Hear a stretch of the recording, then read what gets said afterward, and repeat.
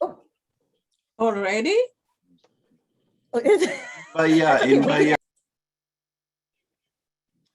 So good morning, everyone. Welcome to our global conference on anti-Semitism. My name is Neil Orlovsky. I'm the Director of Education for the Abraham Global Peace Initiative.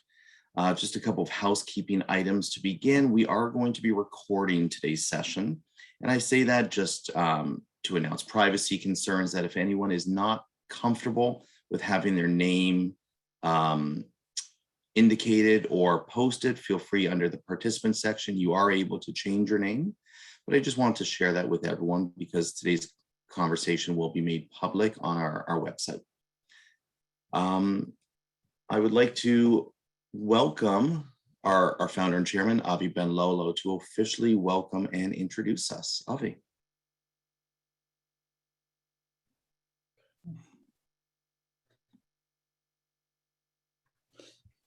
Well, thank you, Neil. Good morning, everyone. Thank you all for joining us today. Thank you both, Neil and Sabrina, for organizing this and for your hard work in putting many of these pieces together. It's quite comprehensive, and I know from all the emails that I've been getting that there's a lot of people around the world who are joining us throughout the day. So thank you to you all. My name is Avi Ben Lolo. As Neil has mentioned, I'm the founder and chairman of the Abraham Global Peace Initiative. And on behalf of our board of directors, our national advisory board, and our global board of advisors, it's an honor and a pleasure to welcome you all to our first annual global conference against anti-Semitism. It's incredible to note that we have people all over the world who have joined us today. No matter where you live on the planet, we welcome you with open arms and thank you for caring about the fight against anti-Semitism. Today, we'll be hearing from many prominent and notable speakers from around the world on multiple issues concerning anti-Semitism. They've all been carefully chosen and invited because each one provides a critical lens into the forces that seem to be consuming us now more than ever. Although they will each be introduced appropriately by our leaders prior to their presentations, please allow me to welcome them and thank them by name in order of their presentations. Colette Vital, Henry Koppel, Rabbi Moshe Sabag, Richard Kovatz, Lord Eric Pickles, Rahil Raza, Eli Kohanim, Lara Logan, Alan Dershowitz, George Noblovitz, and Marissa Barlian, and Batya Anger Sargon. Thank you all for joining us. I hope I didn't miss anybody. A reminder that the full agenda and bios are all available on our website at www.agpi.ca under the Academy tab. In fighting hate and discrimination, we recall the moral guidance handed down to us by Holocaust survivors themselves, and including Elie Wiesel, whom I wanted to start off maybe by quoting him, just as a reminder about, really what this is about. And he said, in quote, "We must take sides. Neutrality helps the oppressor, never the victim. Silence encourages the tormentor, never the tormented. Sometimes we must interfere. When human lives are endangered, when human dignity is in jeopardy, national borders and sensitivities become irrelevant. Wherever men and women are persecuted because of their race, religion, or political views, that place must, at that moment, become the center of the universe." In this, many people are joining the AGPI movement daily to stand together to help build a global organization that truly takes action. Even by way of this conference, what you will see is that we brought together people of all faiths and backgrounds to stand together with one voice to say, never again. The Abraham Global Peace Initiative is a Canadian NGO with an international reach in its effort to combat anti-Semitism, racism, and discrimination. We stand up for people, for freedom, and for democracy. we counter Holocaust distortion and promote its memory. And we seek international remedies, particularly with respect to the United Nations and its affiliate bodies. In just a few short months of operation, we have held high-level meetings in New York and Jerusalem with United Nations officials. We met with leaders in Israel's Knesset, initiated workshops and advocacy campaigns, developed educational programs and curricula, launched a new educational exhibit called The Power of One, and educated thousands of people through our publications and think tank policy and analysis. With your help, this movement will grow exponentially in the coming years. No matter where you are on the planet, we are counting on your help to stand with us, especially given the urgent situation concerning anti-Semitism. As a Canadian organization with leaders in politics, law enforcement, education, and academia, business and philanthropy, and even film and media, we are here to defend humanity against hate. For us, never again are not just words, and this is a call to action.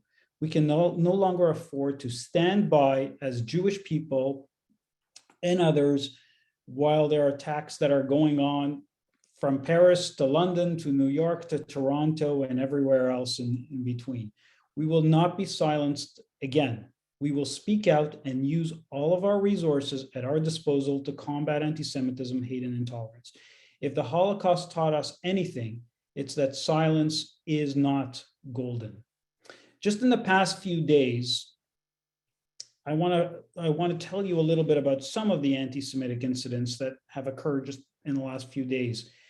Twitter hired a new staffer responsible for aggregating news coverage from the Middle East and North Africa, who made a point of not including Israel's flag alongside those of 17 other Middle Eastern and North African countries, including the Palestinian flag, in a tweet announcing her appointment. In Austin, Texas, there were multiple anti-Semitic incidents over the past week, which culminated with a fire set outside the Texas Capitol's congregation, Beth Israel. Banners with the words "Vax the Jews" were hung on an overpass by members of what they call themselves Goyim Defense League, a neo-Nazi group whose name mocks the Anti-Defamation League. The group demonstrated outside the local police office. In Washington, D.C., police have been investigating the desecration of a Torah scroll at the George Washington University's Tau Kappa Epsilon fraternity, which happened last weekend. In Ontario, high school students were caught downloading Mein Kampf and promoting Hitler and Nazism in their own classroom. At Arizona State University, anti-Semitic flyers that read, "Who controls the world?" were distributed on the Temple, Arizona campus. And in France, Rabbi Haim Corsia called a possible presidential candidate an anti-Semite and a racist. Corsia spoke about right-wing activist and journalist Eric Zenmore. But the most high-profile incident of anti-Semitism this week came from where else? Iran, where thousands of people marked the anniversary of the 1979 seizure of the US embassy by burning Israel and American flags and chanting "Death to Israel" and "Death to America." According to the Iranians, of course, we have to take their news with a grain of salt, there were something like 800 anti-Israel and anti-American protests in Tehran and other cities through the Islamic Republic. My friends, incidents like the ones mentioned above are happening every single day. The world around us is on the brink once again. Our youth are losing their moral compass, particularly with the hate-filled social media. It's up to all of us now, more than ever, to combat anti-Semitism. By combating anti-Semitism, we are not just only working to save Jewish people, but I would actually say all of humanity itself. What starts with the Jews never ends with them. Hitler unleashed the Holocaust against the Jews, but let's not forget, the entire world was drawn into World War II, with some 50 to 60 million people killed overall. All of you here with us today are the vanguard for standing up for humanity and human rights. Together, we will fight anti-Semitism, hate, and intolerance. So once again, on behalf of everyone at the Abraham Global Peace Initiative, we thank you for joining us and for standing up for each other, for our children, and for ourselves. Thank you, and hope you find today's conference meaningful and inspirational. Thank you, Avi, on behalf of all of us for spearheading this organization and for bringing brilliant minds together to combat anti-Semitism.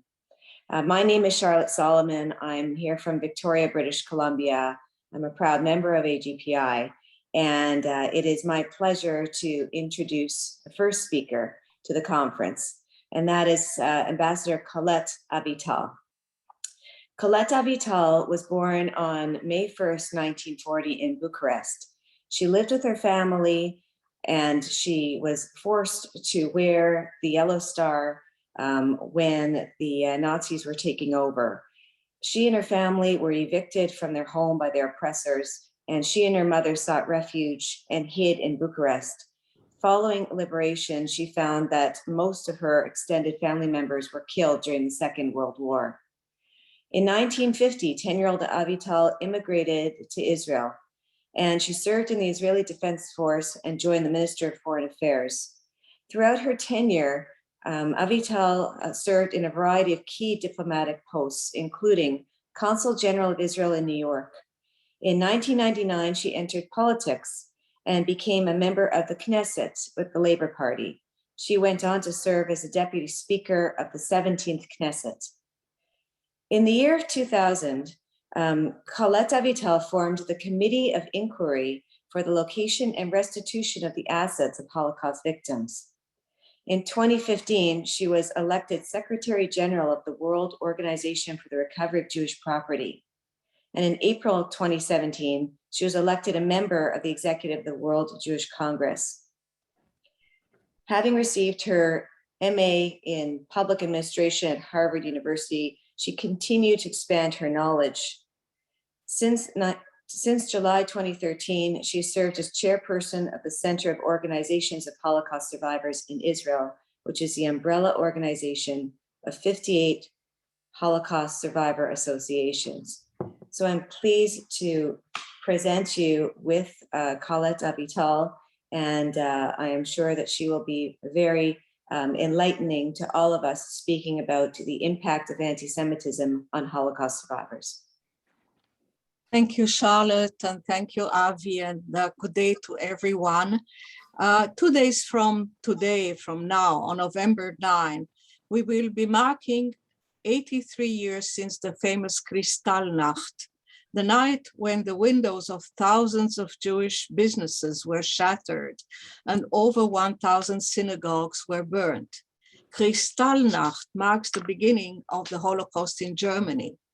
Who would have thought that after 83 years, a fire would be set in front of a Jewish house of prayer in the capital of Texas, or that a Torah scroll would be desecrated in a university in Washington, D.C.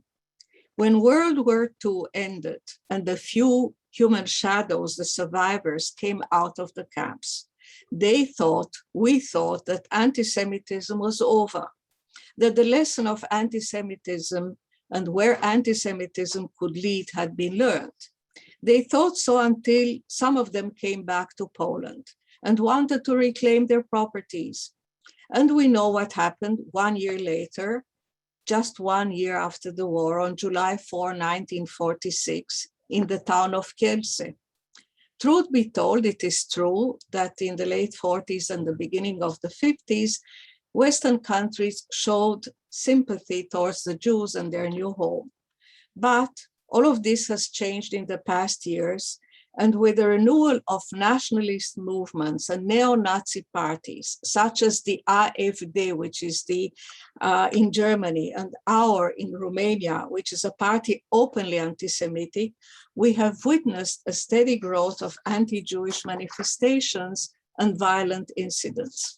For Holocaust survivors, those who were the victims of the most violent manifestations of anti-Semitism, the unbridled growth of anti-Semitism is a real blow. For Holocaust survivors, to forget the horrific experiences that preceded the war, the growing anti-Semitism, the persecutions brought about by laws that were enacted then, to forget the suffering in the camps is impossible. Even 70 years after the liberation of the camps, the daily cruelty is indelibly etched in their minds. So to witness the resurgence of anti-Semitism, the attacks on synagogues, on museums, on schools, the murder of innocent people just because they were Jews, be it in America or be it in France, brings back sufferings, memories, and fears for the future. As most of you must realize, the majority of Holocaust survivors are at a very advanced age. Many of them are in their late 90s. Most of them would have wanted to leave a different world to their children and grandchildren. And to quote Roman Kent, a famous Auschwitz survivor who died just a few months ago, he said, "We do not want the past to be our children's future." And yet, with immense pain, survivors of the Holocaust, certainly the highest and the most tragic manifestation of anti-Semitism, survivors are faced with the sad fact that anti-Semitism is growing by leaps and bounds in every corner of the world, in no small measure thanks to the social media. If one wishes to find out what youngsters around the world think nowadays, TikTok is the place you can find it. According to a report published recently, last year, in the year of 2020, children between the ages of 5 and 15 spent around 17 minutes on Facebook per day, 40 minutes on Instagram, 37 minutes on Snapchat, and the daily participation on TikTok grew from 44 to 87 minutes a day. This platform has apparently outdone all the other platforms in its popularity. It has reached the highest number of participants per day. 1 billion people watch TikTok. And this is where the youngsters are exposed daily to neo-Nazi films. I'm not going to burden you with the statistics on the rate of anti-Semitism in Europe or the United States. We all know them. And I'm sure that we are aware why this is happening. But I would like to use the few minutes at my disposal to speak of other phenomena that are great concern to Holocaust survivors. That of Holocaust denial, and more recently, that of Holocaust revisionism, or what we call Holocaust distortion. The two phenomena are closely linked, but quite different. The International Holocaust Remembrance Alliance, what we call IRA, defined Holocaust denial as a form of anti-Semitism. There are various forms of denial, of course, total denial, claiming that Holocaust is an invention of the Jews in order to extract more money from the world. And there is a milder form that does not deny that the Holocaust existed, but claims that the Jews have grossly exaggerated the numbers.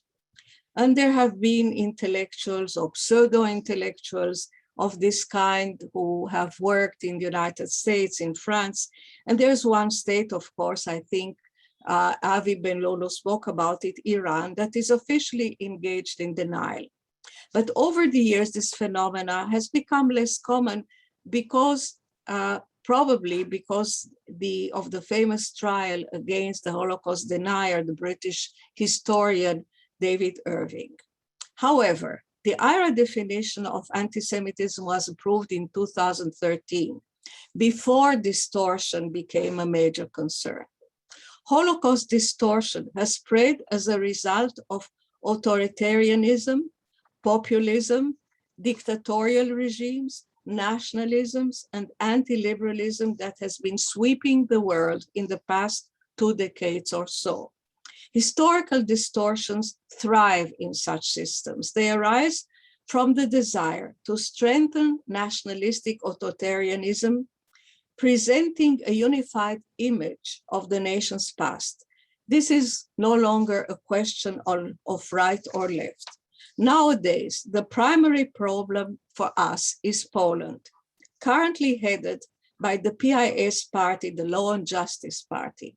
The official narrative in Poland runs something like this. Yes, there has been a Holocaust, and it was terrible, claiming the lives of 3 million Polish citizens of Jewish origin. We, the Polish authorities, commemorate the victims. We build museums, we erect monuments and maintain the sites, not only of the destruction, but also of pre-war Jewish life in Poland, which highlights the fruitful life and peaceful coexistence between the Jews and the Poles for 8 centuries. In fact, say the Poles, we love the Jews, of course, the dead ones. The Jews were murdered by the Germans on occupied Polish soil, and to the extent possible, Poles tried to help them. Yes, the narrative continues. There were some anti-Semitism before and during the war, but most Poles saved the Jews. Well, we know, of course, that there were righteous Gentiles who saved Jews, but we also know that there were many collaborators without whom the work of the Germans would have not been possible. This has been documented by serious historians. Between 130,000 and 200,000 Jews were caught by the Polish Blue Police, which handed those hapless individuals to the Germans, and other Jews were hunted and simply murdered by peasants and town dwellers. As is the case with Poland, there is partial truth, but there's also a great deal of untruth. Why does this happen and why is it done? Nationalists need what we call today a usable past, something that they can use. They need to embellish their history, and when this is not readily available, it is simply created, not out of nothing, but in a mixture of truths and untruths. Of course, Poland is not the only place where this happens, but in Poland, this trend has been anchored in laws which deal with attacks on the honor of the Polish nation and people, and which limit the freedom of speech of researchers. And we know that researchers are actually have been punished by law. Distortion, it should be said, is also partly fed by the desire to retain the properties of those citizens of Poland who were murdered, in most cases even of the survivors. So there's also a money question or a money motivation on the Polish side. But please see the paradox. It is here again. The Jews were and are again accused of being money grabbers because they want their properties back. And that, of course, creates anti-Semitism. And that closes the loop. So the story has not ended 76 years ago. It is part of the present. If I raise this issue today, it is not only because the dangers it presents in diminishing, in falsifying history. I was asked to talk about the impact of anti-Semitism on Holocaust survivors, and here it is. For Holocaust survivors, memory is sacred. When facts are falsified, some feel as if they have been murdered again. In Jewish tradition, the command to remember is absolute, but its obligation does not end with the cognitive act of memory. It must be connected to both the meaning and action. It must be accompanied by action of ethical and moral intent. Anti-Semitism and all other forms of racism present a danger not only to the Jews, but to the community of nations at large. We must all struggle, fight together, get together in a common struggle to wipe out this scourge. We must instill in this generation and the ones to come the understanding of what happened, the understanding of where racism and anti-Semitism can lead when virulent prejudice and hatred are allowed to flourish. Thank you. Very much, Colette. The witnessing of a steady growth of global anti-Semitism is of grave concern. But when echoed by those who survived the Holocaust, I think that we need to take greater note, and that this resurgence that you've spoken about is now the challenge, not just of the children that you've identified and the grandchildren that you've identified of survivors, but at the same time, as our own Prime Minister Trudeau has recently announced at Malmo, that anti-Semitism is not just a problem for the Jewish community to solve alone. However, witnessing the rise on campuses, and as you mentioned, it's spread through social media like TikTok, it often feels like the Jewish community is being left alone and alone to really take up the fight on their own.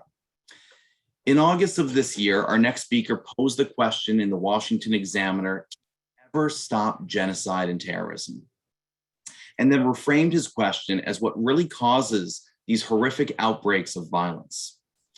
Henry Koppel is a federal prosecutor in Connecticut with over 3 decades of experience investigating and prosecuting national security matters, domestic terrorism, crimes, narcotics, trafficking, and white-collar crime. He is the author of a new book, War on Hate: How to Stop Genocide, Fight Terrorism, and Defend Freedom, as well as the Cornell International Law Journal article, The Case for Sanctioning State Sponsors of Genocide Incitement. Koppel is a graduate of Brandeis University, Oxford University, and the University of Pennsylvania Law School, and has served as a teaching assistant in the government department at Harvard College and lectured on prosecuting hate crimes at the University of Connecticut Law School. Please, as we've welcomed Colette, please join me in welcoming Henry Koppel. Thank you very much. Thank you, Neil, for that most gracious introduction. And thank you to Avi, Neil, and everyone in AGPI and our participants and attendees for making this happen. I'm just going to ask Neil if it's possible. I'd like to screen share if I can bring up a PowerPoint. Big one? The blue one. The blue one's 5,000 Canadian. Yeah, you should be able to. Yes, thank you so much. I'm just going to put that up and bring it up from the beginning. As Neil mentioned, I am a federal prosecutor, so I'll just clarify at the outset. What I say here today are not the opinions of the U.S. Justice Department or the U.S. Attorney's Office in Connecticut. They are those of myself alone. We stand here today, 83 years since Kristallnacht, facing a most daunting problem. Ever since the Holocaust, world leaders have pledged never again, but the reality today sadly looks more like ever again. In fact, since World War II, there have been at least 37 more genocides around the world. Likewise, after 9/11, the US declared a global war on terror, but over the next 15 years, the world has witnessed more than 10,000 further terror attacks. This invites the question, just what are we missing in our efforts to stop genocides and terrorism? That question was much of the reason for my writing the book, War on Hate. The book actually makes a very simple claim, namely, most discussions of genocide and terrorism misdiagnose their causes. For instance, conventional wisdom often says the root cause of genocides is ancient hatreds. But in fact, throughout history, rival ethnic groups mostly lived next to each other in peace. Genocide is the rare exception. Conventional wisdom often says that the root cause of terrorism is poverty and the resulting desperation. But in fact, demographic studies of terrorists shows that most score well above average for both income and education levels. And several opinion polls show that support for terrorism is in fact much less among lower income people and much greater among higher income folks. So what really causes genocides and terrorism? To be clear, well, what does cause genocide and terror at its root? There are many causes, but one of the leading ones is mass ideological hate indoctrination. How do we know this? Well, we know this from 3 very significant sets of facts, each one supported by abundant historical and social science evidence. Let's walk through these briefly. The first set is this: virtually every genocide and terror campaign is preceded and accompanied by a massive deluge of us versus them hate propaganda, which targets the eventual victims. We know this all too well from history, from the Jew-hating propaganda across Nazi Germany in the Holocaust, to the radio and the newspapers in Rwanda, which spewed hatred of the Tutsi people throughout the Rwandan genocide. And more recently, from Hezbollah's TV studios in Beirut, to Al-Qaeda and the Islamic State's online propaganda of hatred against Jews, Christians, Israel, and the liberal democracies. History shows that this same pattern of mass hate propaganda precedes all these episodes of mass killing. And some genocidal and terrorist leaders all behave as if mass hate propaganda is a central tool for carrying out their mass killing. Now add the second fact set. The vast majority of perpetrators of both genocides and terrorism, in fact, consist of ordinary people, people who lack any distinctive psychological pathologies or violent propensities. Study after study of those perpetrators all reach the same conclusion. As Professor James Waller, author of the book Becoming Evil, put it, quote, perpetrators of genocide and mass killing are not that fundamentally different from you and me. Significantly, this means that the perpetrators are not born that way. Rather, they are made and shaped by circumstances in their environment, which leads to the third set of facts, namely answering the question, what are those circumstances? And here we see several psychology laboratory experiments from recent decades actually prove that the core features of the perpetrator mindset, that is, the readiness to conduct mass killing, is easily triggered in ordinary people. And here's the key, it's triggered by the same mechanisms used in mass hate campaigns. Each of those psychological experiments expose their human subjects to psychological triggers that precisely replicate the common features of mass hate campaigns, such as, among others, assigning people to in-groups and out-groups and seeing how they reacted, surrounding people with false information and seeing how that influenced their thinking, directing people to punish innocent others and seeing what they actually did. Each of those experiments then activated and magnified several features of the perpetrator mindset, which includes things like the following, among many others. Our very strong bias that favors members of our own in-group and disfavors members of other groups. Our strong inclination to adopt the false beliefs if expressed by a majority of our close friends and colleagues, especially opinions about people outside our own group. The strong tendency to become more extreme in our beliefs whenever we discuss them with others who already agree with us, and our readiness to inflict great suffering upon others if for some perceived greater good, especially if that's to protect our group against outside threats, whether those threats are real or imaginary. The most famous such experiment you're probably familiar with, Professor Stanley Milgram's so-called shock learner experiment from the 1960s. Milgram directed his human lab subjects to administer a memory quiz to another person, the so-called learner. And then he directed his subjects to zap the learner with an electric shock and to make the shock stronger for each next wrong answer. Now, it was not a real shock. The learner was just acting shocked, but the lab subjects did not know that. And yet they kept giving shocks even after the learner was screaming in agony, begging to be released. In sum, this and several other experiments have demonstrated the power of mass hate propaganda to trigger our hardwired propensity for extreme violence and cruelty, especially when that's linked to a sense of tribal identity.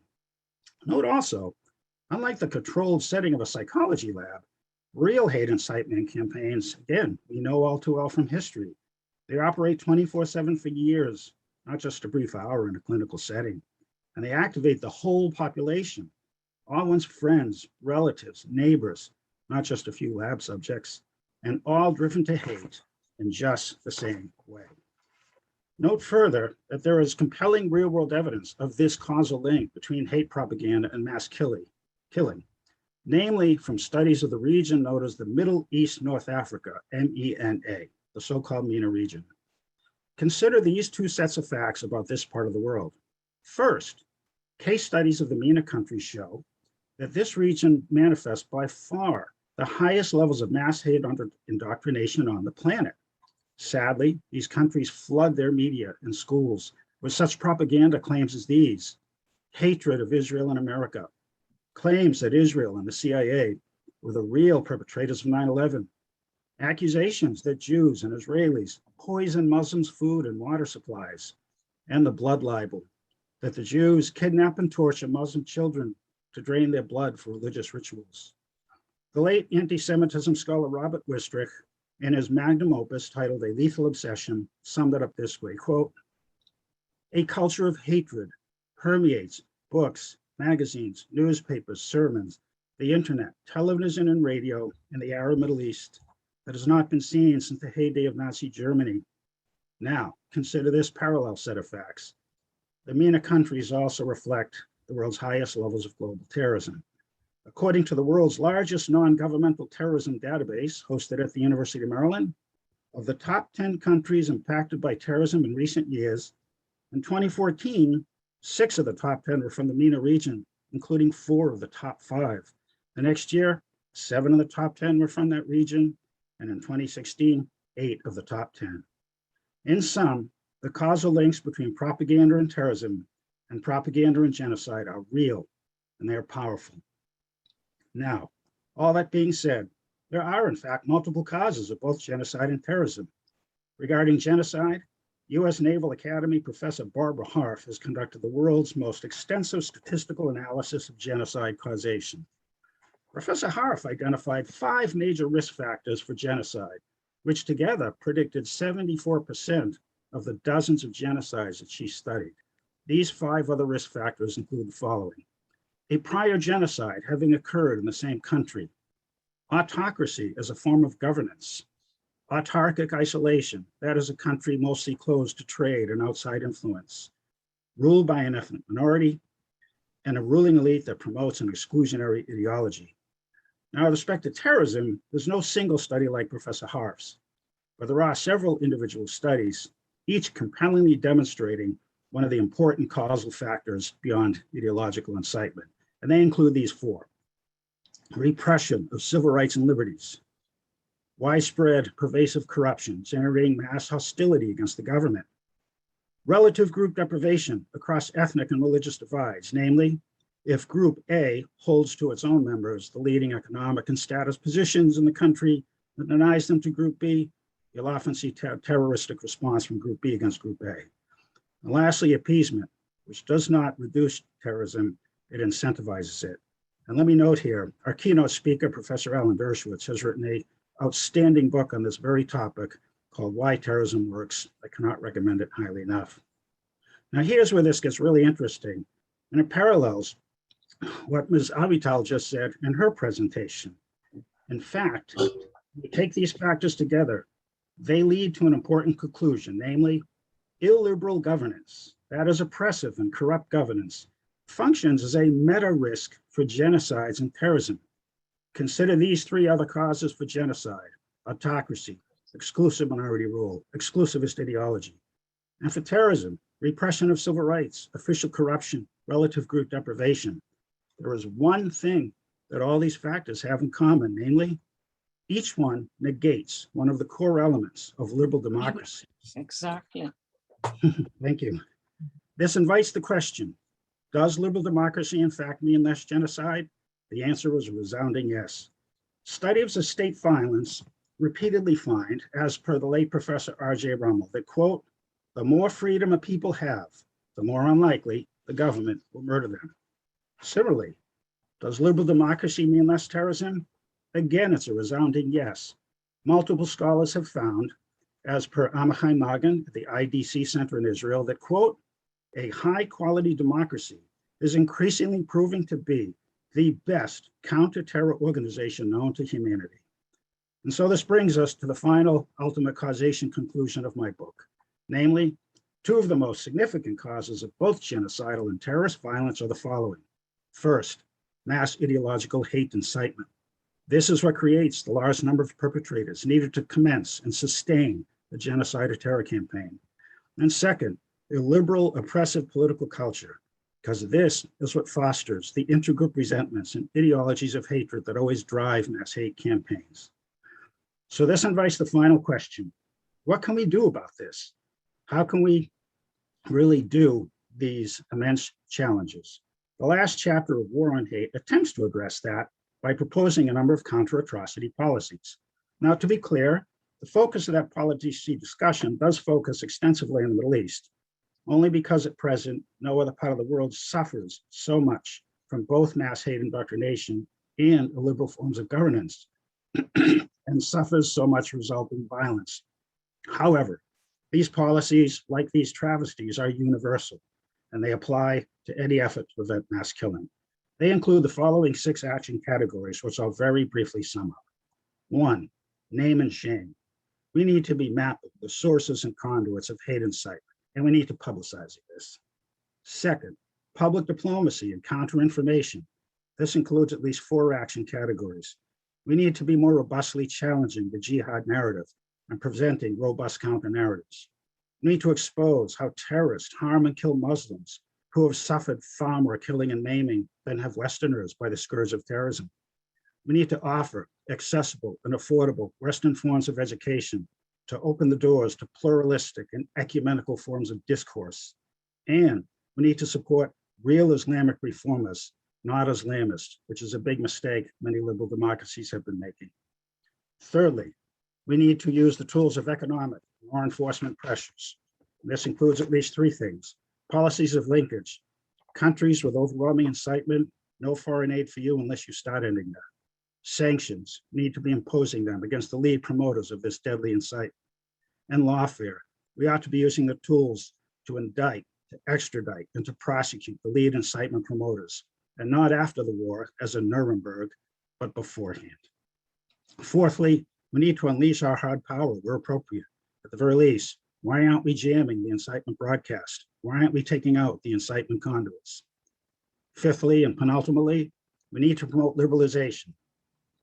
This means especially promoting a culture of intergroup tolerance and civic equality under law, particularly in venues overrun by dangerous ideological extremisms. The key here is that before switching on the so-called democratic hardware, one needs to install some pluralistic software, which, by the way, is exactly what the United States and its allies did after World War II in Japan and Germany. You know what? That worked out pretty well. Lastly, we need to dethrone the woke Middle East paradigm. Now, what do I mean by this? I'm referring to a system of analysis first laid out in a book named Orientalism by the late Professor Edward Said in 1979. This framework of analysis now dominates the field of Middle East studies in many foreign policy salons. This framework, unfortunately, tends to label as racist all Western critiques of the illiberal features of non-Western societies. Hence, it stigmatizes and inhibits frank discussion of the indigenous problems across the Middle East, including the tsunami of hate indoctrination and the pervasive corruption that holds so many people down. Instead, the Orientalism framework attributes the reasons violence and dysfunction pretty much to outside factors only, mainly the alleged misdeeds of the US and Israel. This is a big problem because a false causal analysis leads us to failed policies. And after all, haven't we seen far too much of that vis-a-vis the Middle East? So in sum, I would sum up by a great quote by the scholar Confucius from 1500 years ago. If language be not in accordance with the truth of things, affairs cannot be carried on to success.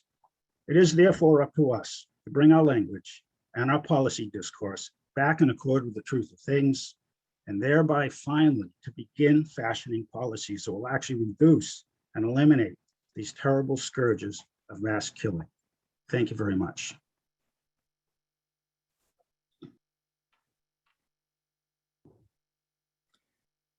Thank you very much. It's my pleasure to thank you, Henry. I begin by saying when I was asked to do a couple of these, I actually had fun reading about the various speakers and digging a little deeper. And beginning with yours, one of the things that I think is so core to what you've talked about is the democracies. They represent an incredible defense line to so much, and your presentation has shown us that. It's one of the things that I worry about, having children and now recently grandchildren. It took a lot to get these democracies where they are.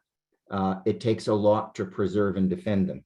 So I'm one of those that looks forward to reading yours, but also I know you'll see some others coming up in this presentation as well, your books, because I love sort of, when I read a bit about you, one of the ways you ended in one of the descriptions was focus on the Middle East, which you talked about here as well. It was more North Africa, but on that. And I love the way that you quote the biblical phrase at the end, and that is that if we get to the point of solving that, then it will be possible for us, in effect, to sit under our own vine. I like that analysis very much. So thank you. That was a very, very insightful presentation. Thank you. Next, it is my pleasure as well to introduce Rabbi Moshe Sabag, who I see is here with us with a beautiful background in Paris. Rabbi Sabag was born in Haifa, Israel, and came to France in 2001, and has served as rabbi for the Jewish community in Tours and thereafter Avignon. In September 2009, Rabbi Sabag was appointed as the rabbi of the Great Synagogue of Paris, also known as La Victoire Synagogue, which is the largest synagogue in Paris. Now, one of the things I did in preparation for this is I read a lot about that synagogue as well. And what I learned about it is that it has been the center, basically, of French Judaism for 150 years. It is the statutory seat of the chief rabbi of France and the chief rabbi of Paris. Not only in looking at it is this synagogue spectacularly, architecturally unbelievable to look at, but its history is incredible and deeply rich in terms of the way it's intertwined with the history of France. I like one quote that I found on these as well, that the synagogue described by Napoleon III as an example of the perfect integration of the Jewish community into the nation has become the symbol of the love story between France and the Jews since all great moments of Jewish history in France have taken place there. I thought that was a very interesting quote. Our speaker has written this year a book called The Eternity of the Jews, which explores the idea that civilizations are born, develop, decline, and die, and explores how it is that the Jewish people have managed to survive. This too now reaches my reading list to figure that one out, because that is a very interesting concept. Rabbi Sabag has been appointed a Knight in the National Order of Merit and National Order of the Legion of Honor. Now that one is intriguing because these awards are presented for generosity and a measurable commitment to serving others in France. As well, he has been awarded the UNESCO Peace Prize, which is a prize to awarded persons who have made a significant contribution to promoting, seeking, safeguarding, or maintaining peace in conformity with the Charter of the United Nations. With so much of the world's attention in the last decade or more having been focused on what some would call cradle of democracy, France, I very much look forward to hearing how France is dealing with anti-Semitism in particular. Rabbi Saber.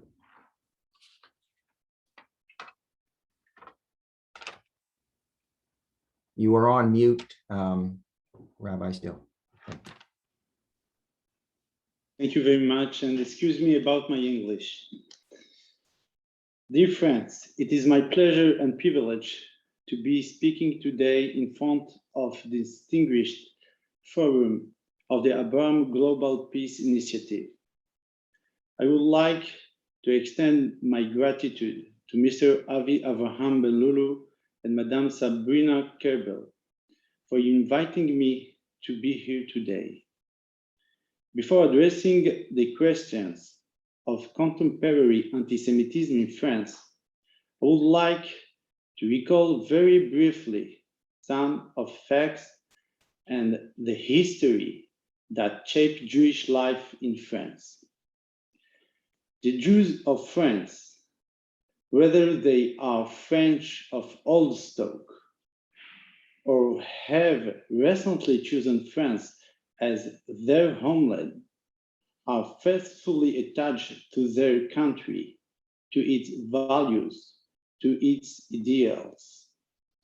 In this respect, they are in the tradition of Prophet Jeremiah, who spoke to the Babylonian exiles in these terms.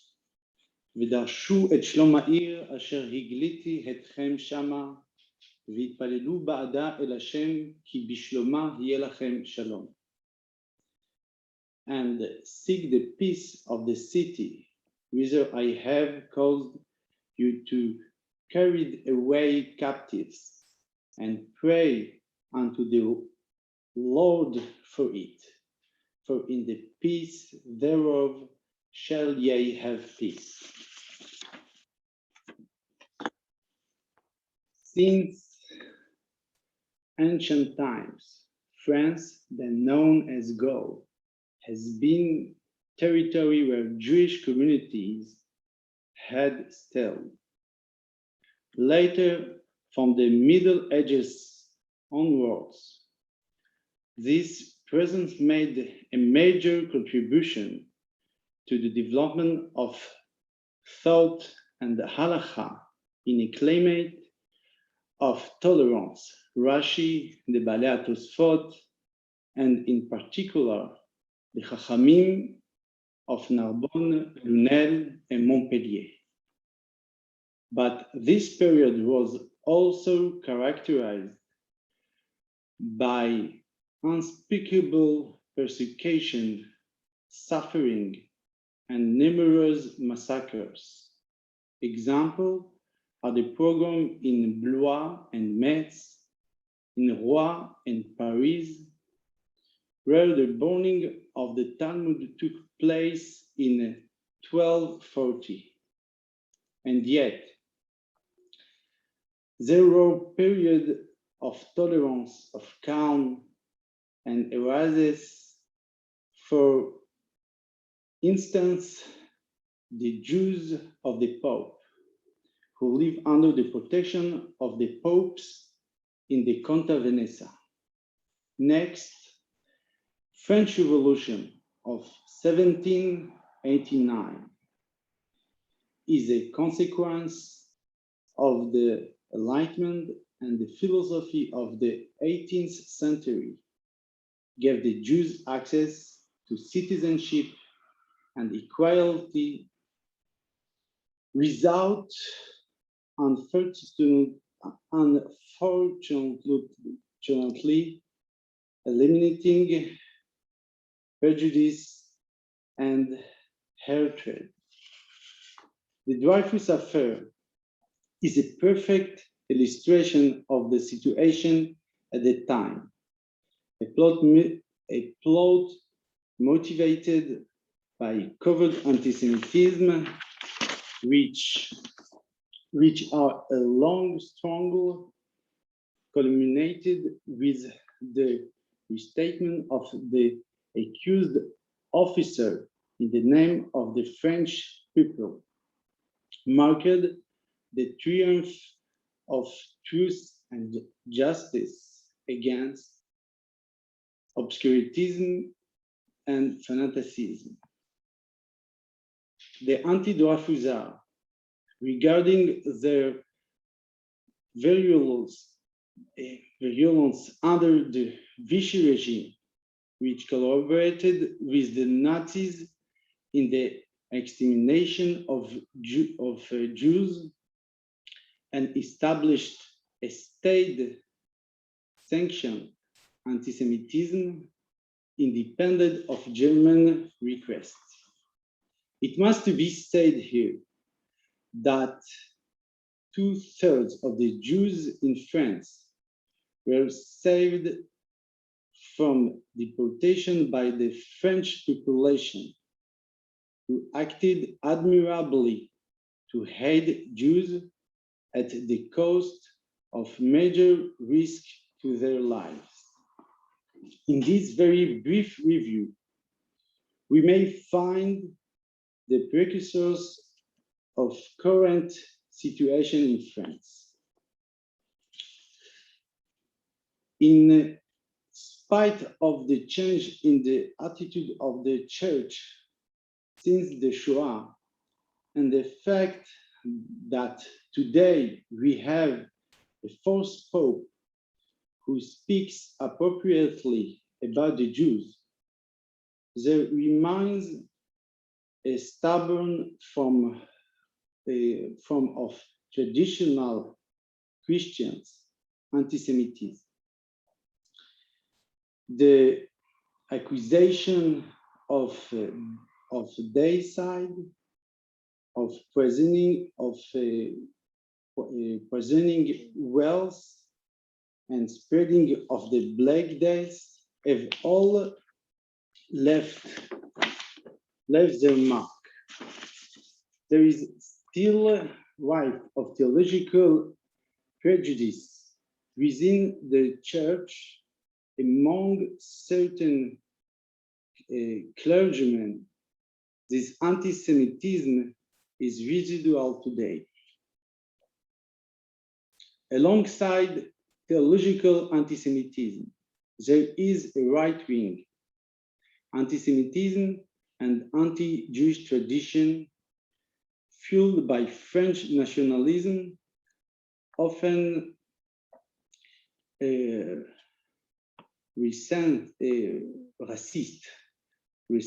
racist, which consider Jews to be cosmopolitans without roots and not French enough because of their perceived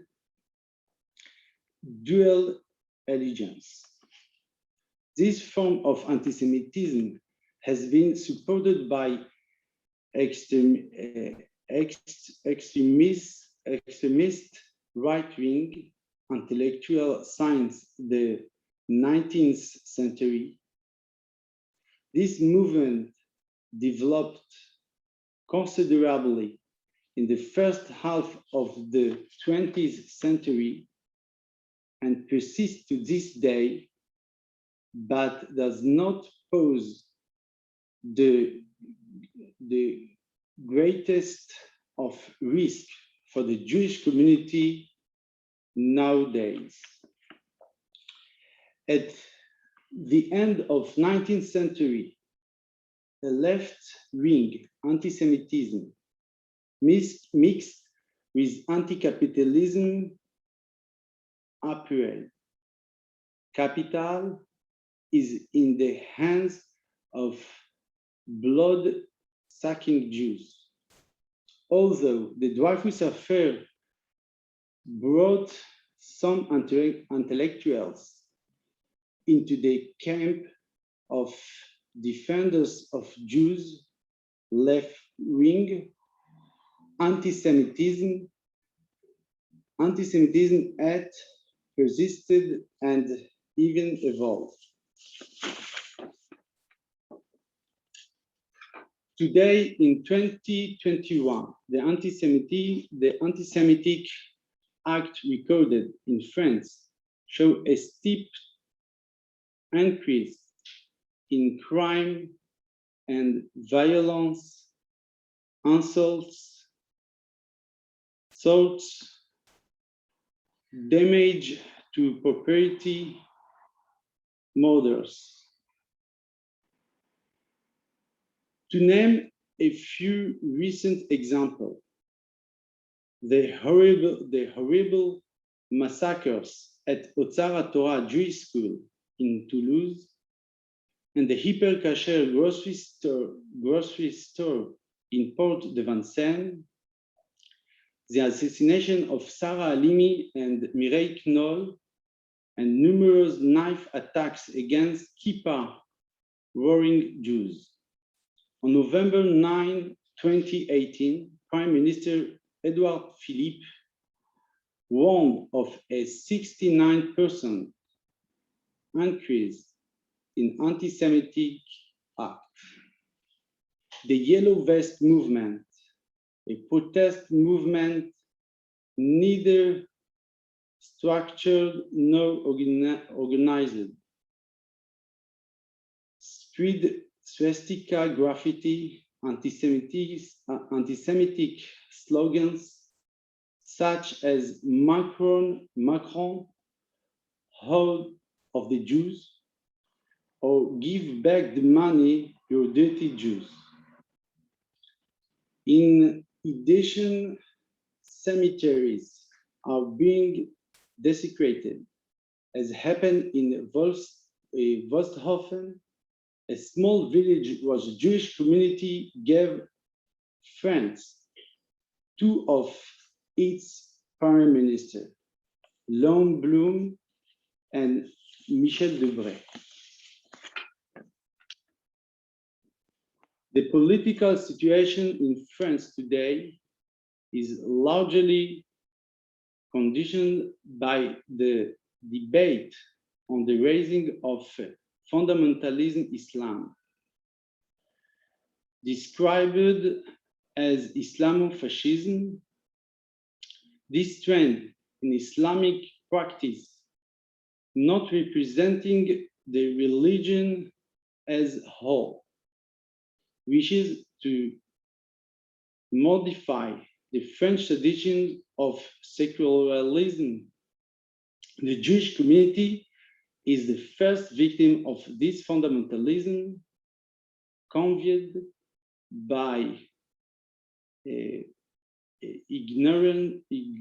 ignorance and primitive thought. Reading the Israeli-Palestinian conflict, many anti-Israeli demonstrations express explicit anti-Semitic hatred and often result in violence acts. Street demonstration and with anti-Semitic and anti-Israeli slogan chanted indistinguishably, death to Jews, death to Israel.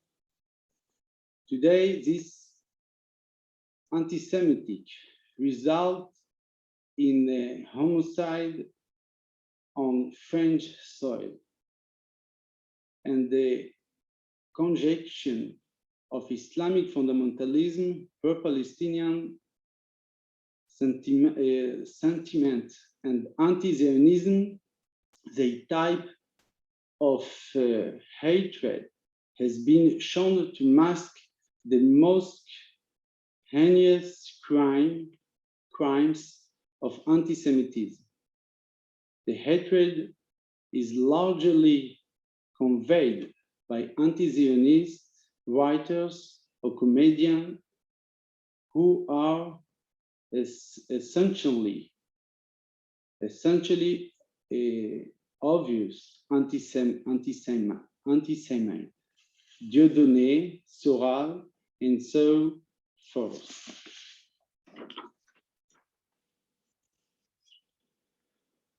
On the other hand, it was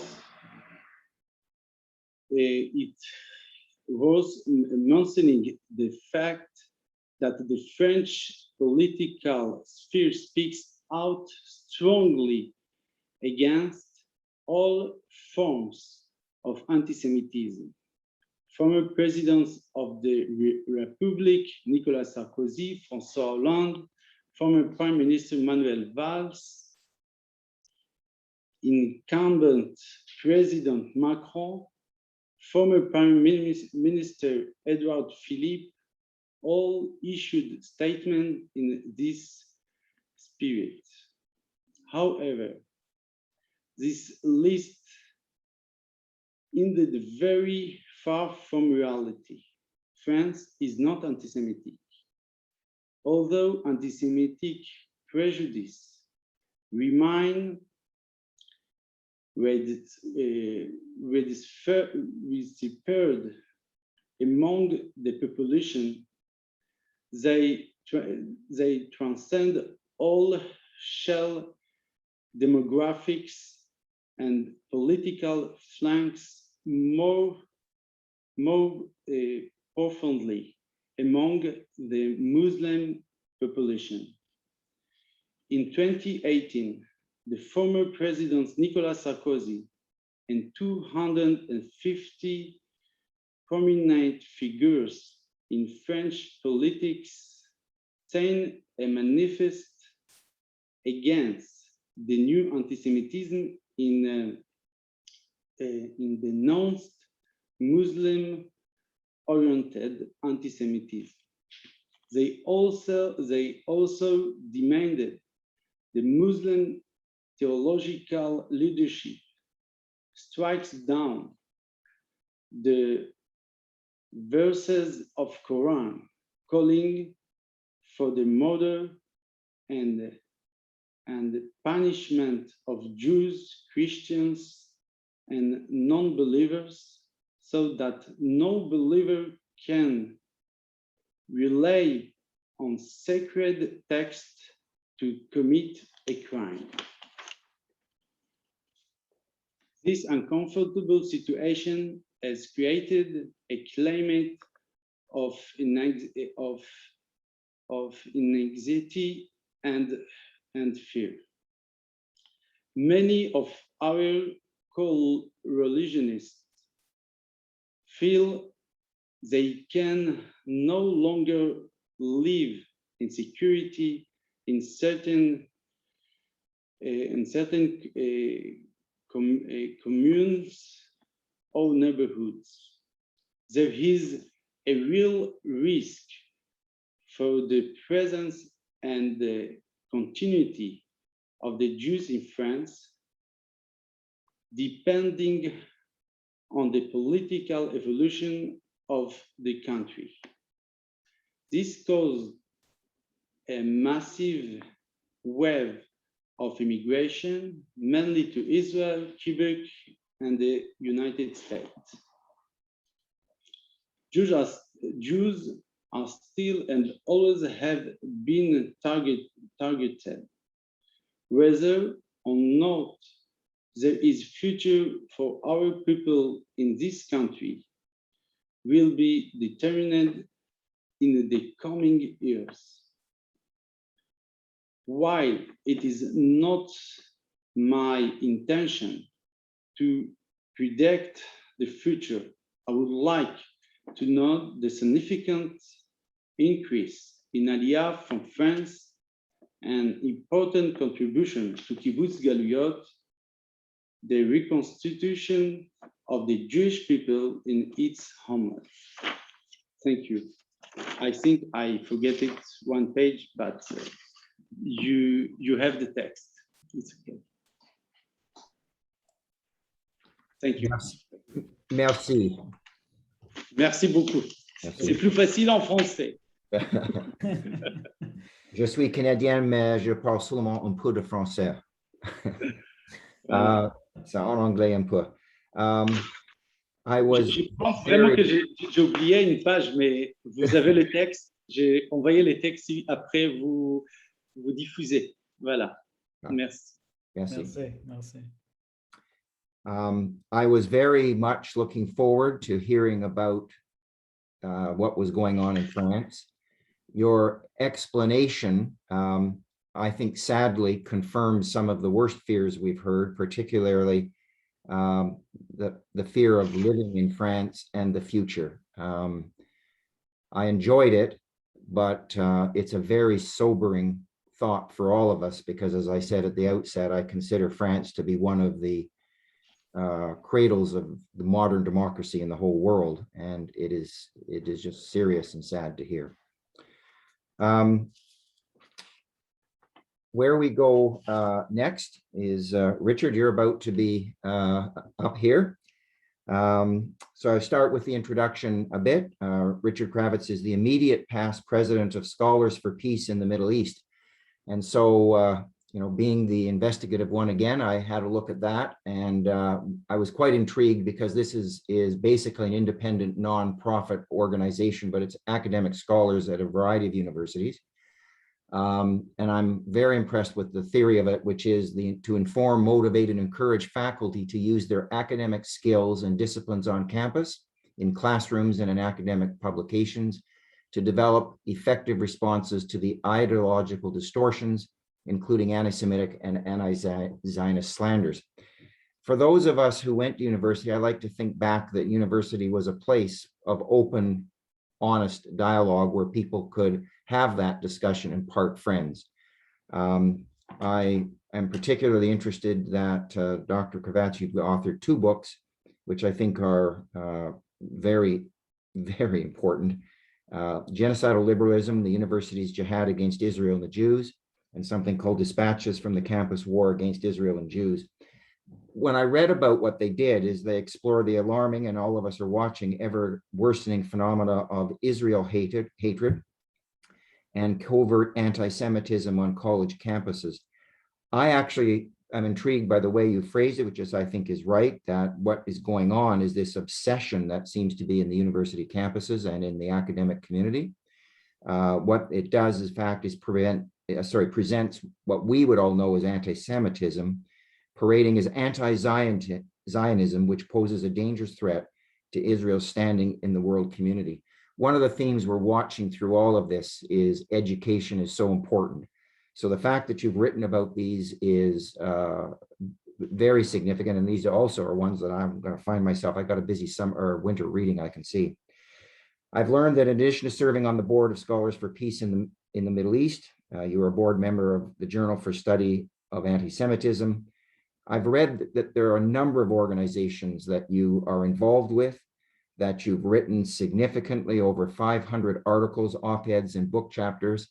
It's always difficult to do an introduction, but I must say that when I read all of this, my own view is I am one of those who, in terms of this topic, salute you in terms of the amount of reading and talking that you've done on this subject. Thank you. So with that, I look forward to hearing, because I think it's an incredibly important topic that scares me and what's going on. Thank you for that introduction. I wanted to thank Avi once again for not only inviting me to this presentation today, but also to help him with the launch of this global initiative on a obviously pressing and significant topic of importance to all of us. And sadly, it's been growing worse as time goes on. I don't have prepared remarks, but I do have some audio visuals to show us, because what I'm briefly going to cover today is the tropes and themes and libels which animate the anti-Israel activism on university campuses. As you just alluded to, this campus anti-Semitism is a new form of anti-Semitism because it's cleverly disguised by woke, supposedly tolerant activists fighting on behalf of the Palestinians, that it's actually just criticism of Israel and has nothing to do with demeaning, slandering, and libeling the Jewish state, Zionism, and the Jews that support it. So while everyone welcomes an honest debate about the politics of any country, including Israel, the obsession with the defects and pathologies of Israel and how it's perceived around the world, and the amount of energy that's extended on behalf of the ever-aggrieved Palestinians tells us that if we look at this honestly, something else is going on here. This isn't just a discussion about the politics of Israel and the human and civil rights of the Palestinians, which, if most people were honest about it, they probably couldn't care less about them. And their only significance is that they are a convenient club with which the world is able to beat on the only Jewish country on earth. When I give this talk, I like to allude to British columnist Melanie Phillips' great book, The World Turned Upside Down. Because in looking at what's going on university campuses with respect to Israel, we're talking about a world turned upside down, where truth is turned on its head and lies and misinterpretation of history are accepted as truth, where the truth is eliminated, history is eliminated, and a narrative has been created about Israel and the Palestinians, and how the Palestinians are indigenous to the land and the Jews are interlopers who suddenly showed up in the Middle East after the Second World War with no prior connection to the Holy Land and stole a country called Palestine from an indigenous people called Palestinians, and now brutally and illegally occupy their land and keep them under the submission of a belligerent, militaristic, and sadistic IDF, which has no other aim but to randomly murder Arab children. I like to show this poster from an Israeli apartheid week from Canada from 2009, because I think it depicts very clearly the anti-Israel, anti-Semitic narrative that's been created very successfully by the enemies of Israel. You see that Israel is depicted as the Apache warship. So every time we see Israel depicted on anti-Israel posters and materials and marketing brochures and anything to do with demeaning Israel, we see that Israel is depicted as an inhuman piece of machinery. There's no human characteristic to it. It's not only machinery, but it's murderous. And the Arabs and the Palestinians specifically are depicted here, as they are regularly, as an innocent Palestinian child holding a teddy bear who's being murdered sadistically by an uncaring, brutal, militaristic Israel. And you see that the child is sort of surrounded by the walls of a concentration camp in the way that Israel is always depicted of having occupied and subsuming Gaza and even parts of the West Bank. So this idea that the Arabs are completely innocent and Israel is completely guilty and murderous is another form of the blood libel that used to be cast upon Jews, but is now transferred to the Jew of nations Israel, where Israel or Jews want to murder non-Jews for their own purposes, in this case, to steal land and to take a country away from an indigenous people. There's an outfit in England run by Simon Arnholt, and periodically he does a brand survey of nations to measure the likability of countries. You know that countries brand themselves in the same way the products do, because they want to increase tourism and have businesses relocate there and so forth.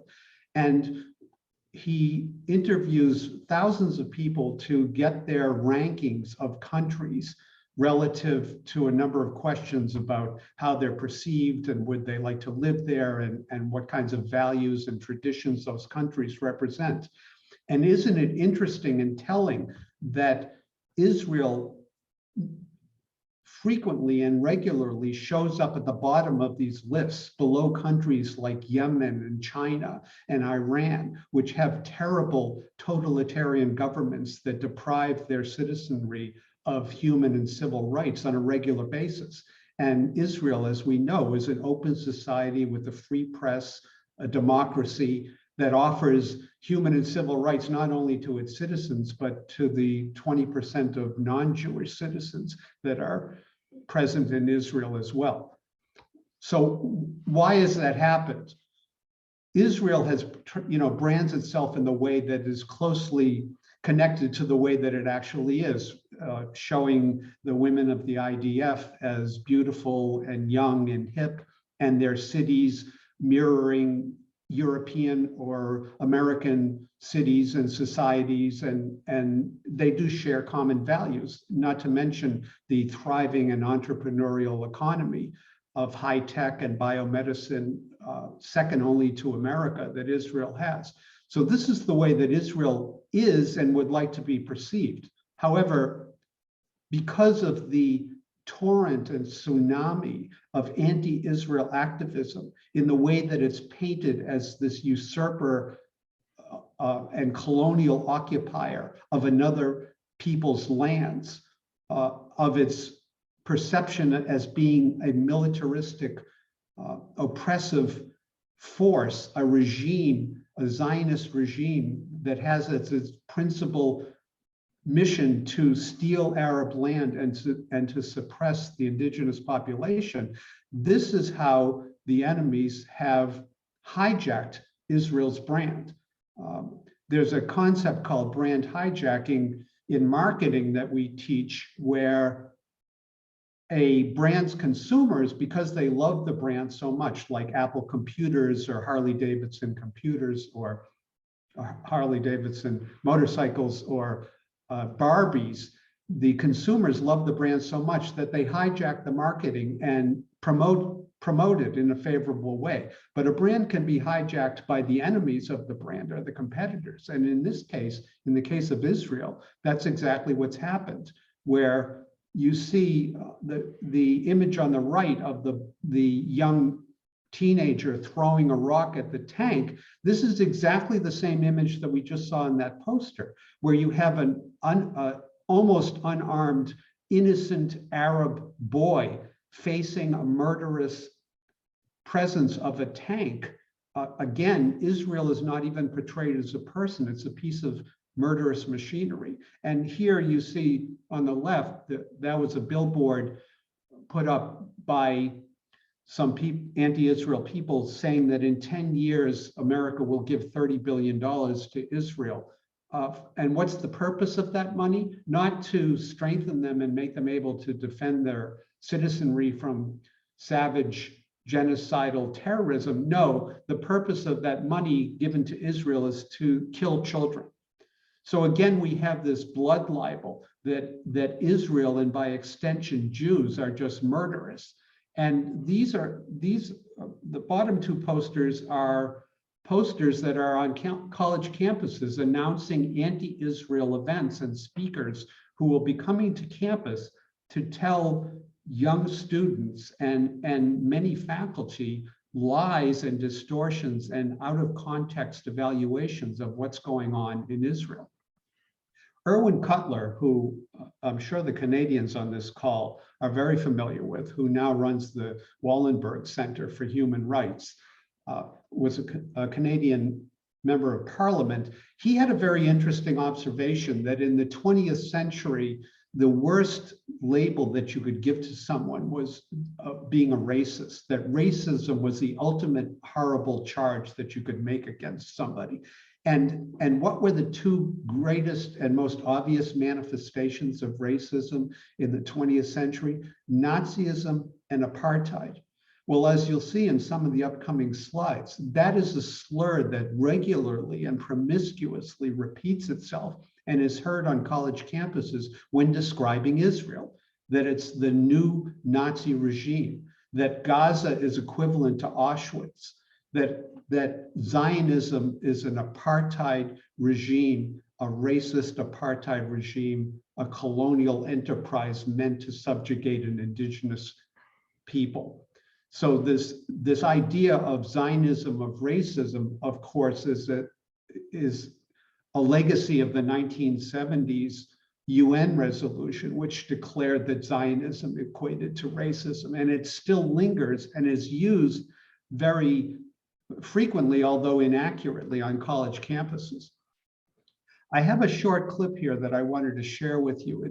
It's obnoxious to listen to. It's only a minute and a half, but not only do I want us to listen to the words that the chanters are chanting, but I also would like to have you take a look at the posters and signage that's going on at this Berkeley anti-Israel demonstration.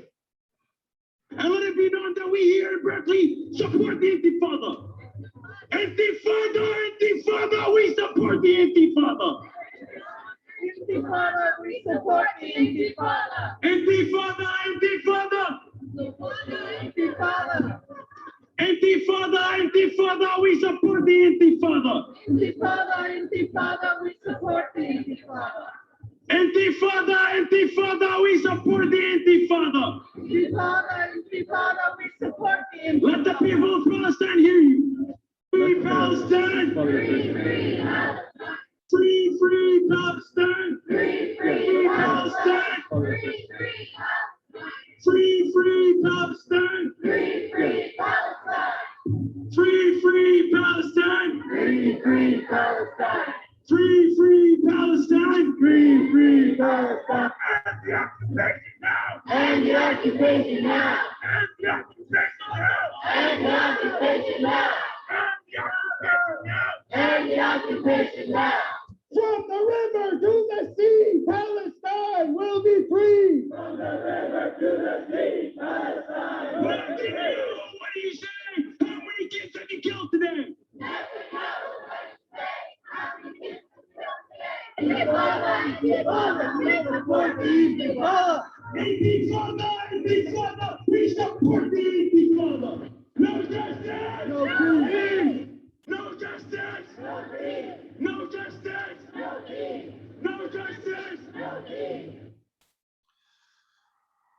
So to me, the most abhorrent aspect of this particular video clip is the first lines that they're screaming there: Intifada, Intifada, we support the Intifada. Think how grotesque that is, that here you have people on an American campus who consider themselves to be the most tolerant and woke because they're activists on behalf of the poor Palestinians, and they care about gay people and Black people, and they care about Muslims and every minority group on campus, even transsexuals, whatever they can dream up, they want to protect. Yet they're calling for an intifada against Jews in Israel. What is the intifada?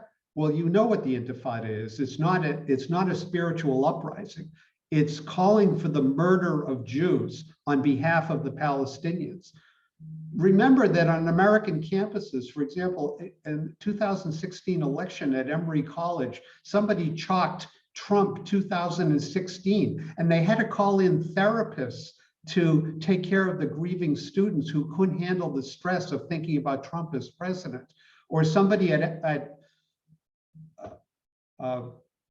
another Clemson University threw a banana peel up a tree, and the Black students had to have therapy sessions because they were dealing with the trauma of seeing a banana peel and thinking that it was some kind of a microaggression. Yet here, which happens regularly on campuses all over America and in Canada, students are calling for the murder of another group of Jews on behalf of a group that they feel deserves more social justice than Jews. It's intolerable, but Jews are the only group that this type of bigotry and hatred can be directed at without any consequences. Again, we see the lie that Israel practices apartheid. That's repeated ad nauseum in every campus, in every writing, in every speech, that Israel is an apartheid, racist, colonial regime. But none of those are even true. They're not factual. They're not accurate. They're not historically true. And yet they're repeated and believed by many people who don't know the truth.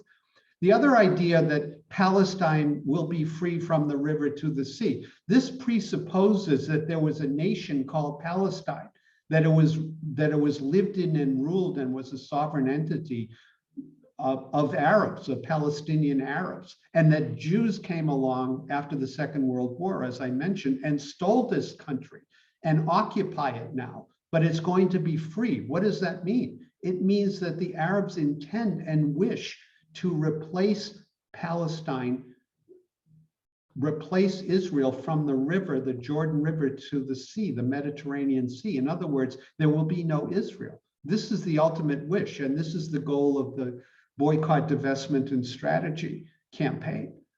And you saw on the signage, they also made the claim again that Zionism was racism. So here you have another corrosive and anti-Semitic gesture on behalf of activists against Israel, that Zionism, which is Jewish self-determination, not a political ideology, it's fundamental to Judaism. Jewish self-determination is itself racist and can't exist and needs to be banished. So many groups on American campuses now are not even shy about saying that we don't want Zionists to be in our progressive movements, that if you are a Zionist, even if you're a liberal and socially, and even if you're gay friendly and Muslim friendly and whatever values you share with other woke students, if you're a Zionist, that makes you a racist and you can't be in our woke community on campus, which puts Jewish students who support Israel and faculty who support Israel in a very uncomfortable situation. How are we doing with time now? You have about 1 minute left. All right. So I'll tell a joke that I like to end these otherwise very depressing speeches with. I think this is an adaptation of an old Bolshevik joke, but the Arabs captured two Jewish guys, Heshi and Moshe, and they decide, okay, you Jews. We're going to be putting you up against the wall and shooting you in front of a firing squad. So they get the first guy and they say, oh, before we shoot you, do you want a blindfold? And Heshi says, yeah, I'll take a blindfold. And he puts it on, goes against the wall. And they turn to Moshe and he says, what about you? You want a blindfold? He says, no, you son of a bitch, I don't want a blindfold. And Heshi says to Moshe, Moshe, don't make trouble, take the blindfold. Well, the moral of that story and the relation to this is, and what most of us on this call do on a regular basis, is we have to make trouble. We have to answer back this activism, not because we don't care about the Palestinians, but because it's inaccurate, because it's vile, because it's on the wrong side of history, because it's expressing ideology which is poisonous and anti-Semitic at its core. And the only reason, as I mentioned, that many people even care about the Palestinians it's because it's a convenient and acceptable way to hate Jews, to hate the Jewish state. So the idea that the whole world has stood up to protect the rights of the invented Palestinian people who aren't even real and who have done nothing in their long history to even make them worthy of having a state, who are fundamentally a terrorist organization, that the idea that we shouldn't fight this because it's the right thing to do, to protect Israel and to protect Judaism, I think is something that's a commitment we should all take on and need to, although it's a difficult fight. Thank you. Thank you, Dr. Gravitz. We obviously really appreciate what you've said. As seconded faculty at York University in Toronto and a graduate of both York University and the University of Toronto, and someone who in 2009 actually snapped a photo of that poster in Oise and sent it to Avi, as well as subsequent posters year after year, I've witnessed firsthand the vile and insidious nature of anti-Semitism, and more so what I'm calling anti-Jewish hate, because I'm not sure many people can associate what is a Semite in connection to what is a Jew. So we call for institutions to be safe spaces, but for the last 3 years, I've been wondering, safe for who? And that's sort of the one piece that drives my practice, which leads to our understanding of the Ashken normativity of anti-Semitism and what happens when different bodies don't necessarily appear Jewish, or when we have to veil Judaism to abide by sort of, as you mentioned, the rise of the woke, or even just the agenda of the left. Our next speaker, the Right Honorable, the Lord Pickles, was appointed special envoy for post-Holocaust issues in September 2015, and has since worked closely with a wide range of Holocaust academics, survivors, and educational and social organizations in the United Kingdom. Just last month at the Malmo International Forum, Lord Pickles announced that we must engage with the next generation to ensure the Holocaust and the survivors are never forgotten, and we must empower them to challenge Holocaust denial and distortion. Along with former Liberal Cabinet Minister Ed Balls, he co-chairs the United Kingdom's Holocaust Memorial Foundation, which advises the UK government on their plans to build a new Holocaust memorial and learning center next to the House of Parliament in Westminster, where he too works to ensure that the UK continues to play a prominent role in international discussions on all Holocaust-related matters. Having first been elected to Parliament in 1992, he served as MP for Brentwood and Ongar, and during his tenure, Secretary of State for Communities and Local Government. Please join me in welcoming the Right Honorable, the Lord Pickles. Well, thank you. Thank you for that kind introduction. Perhaps I would just slightly add that I am a proud and unapologetic Zionist. And it's a great honor to be able to speak at the Abraham Global Peace Initiative. You know, I take great pride that the United Kingdom is regarded throughout the world as a tolerant society. But this year, British Jews suffered levels of hatred that were worse than anything we've seen in recent decades. So maybe my pride was complacency. The Community Security Trust, which records anti-Semitic incidents in the UK, recorded 1,308 anti-Jewish hate incidents nationwide in the first half of this year.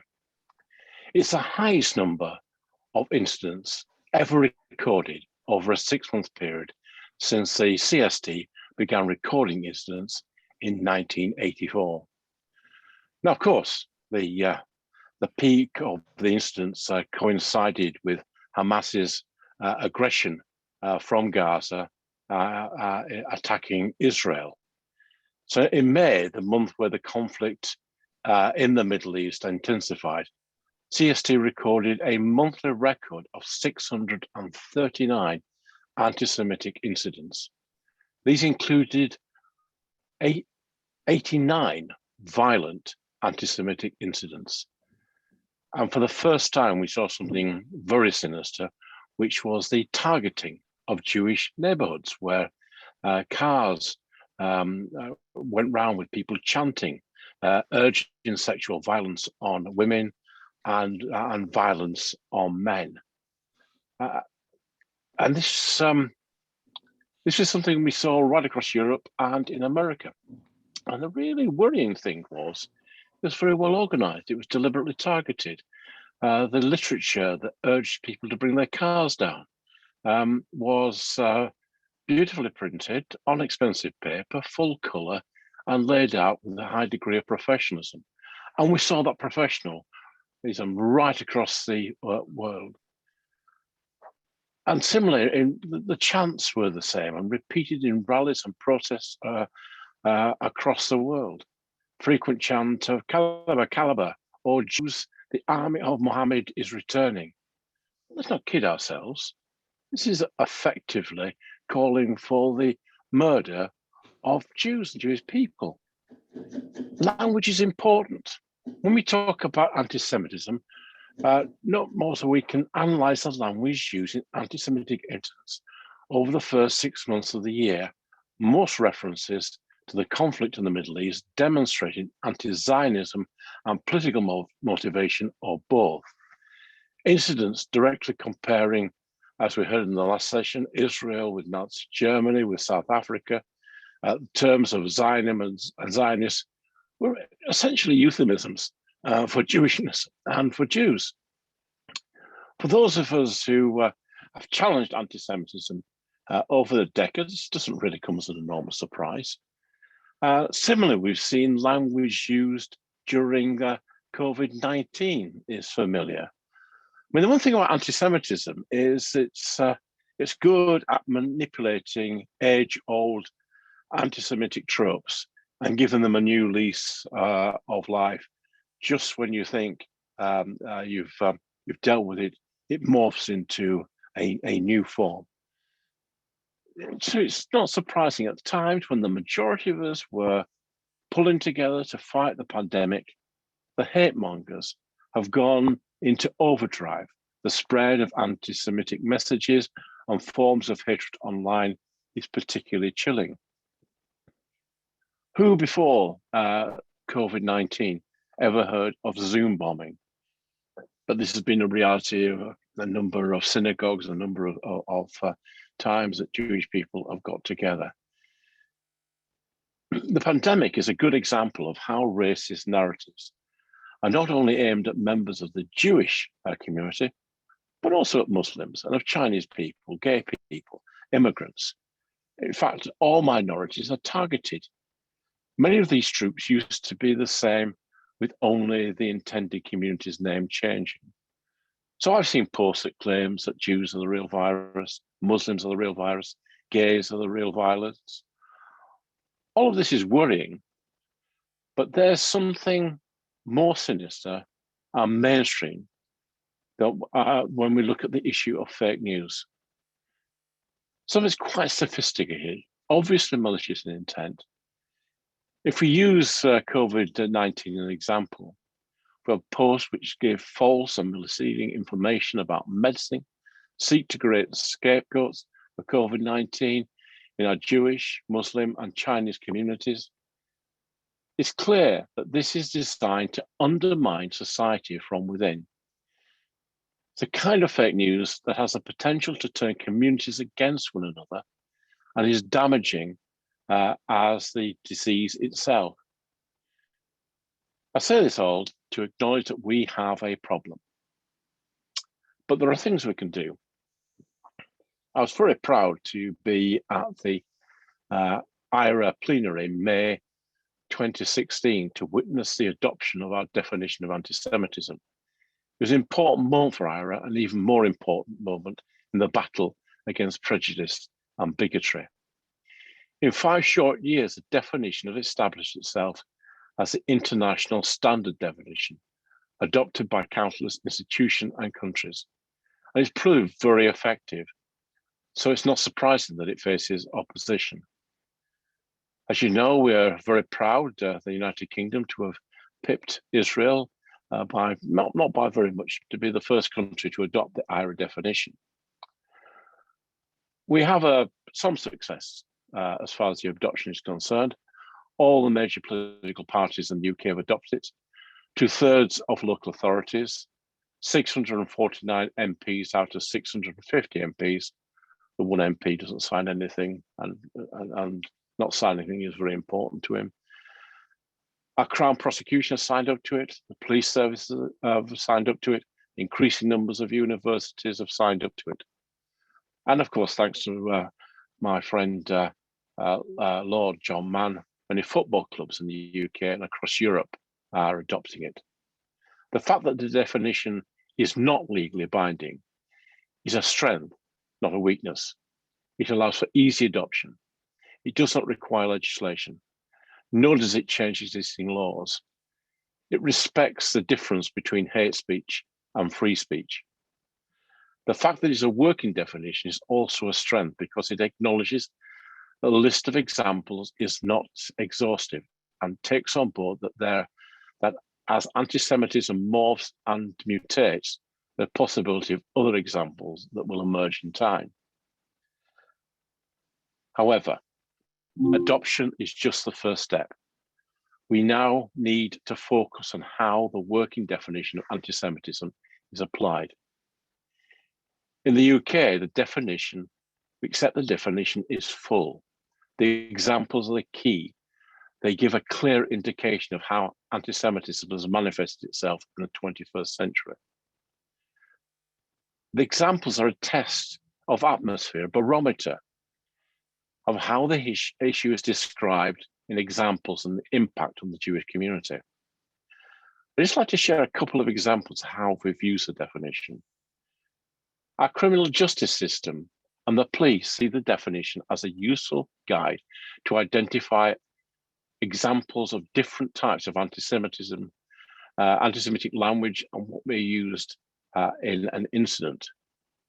Ofcom, which is the UK government's communication regulator, used the IRA working definition, making its findings on the Islam channel, an English language satellite channel, which broadcast to 136 countries, including the UK.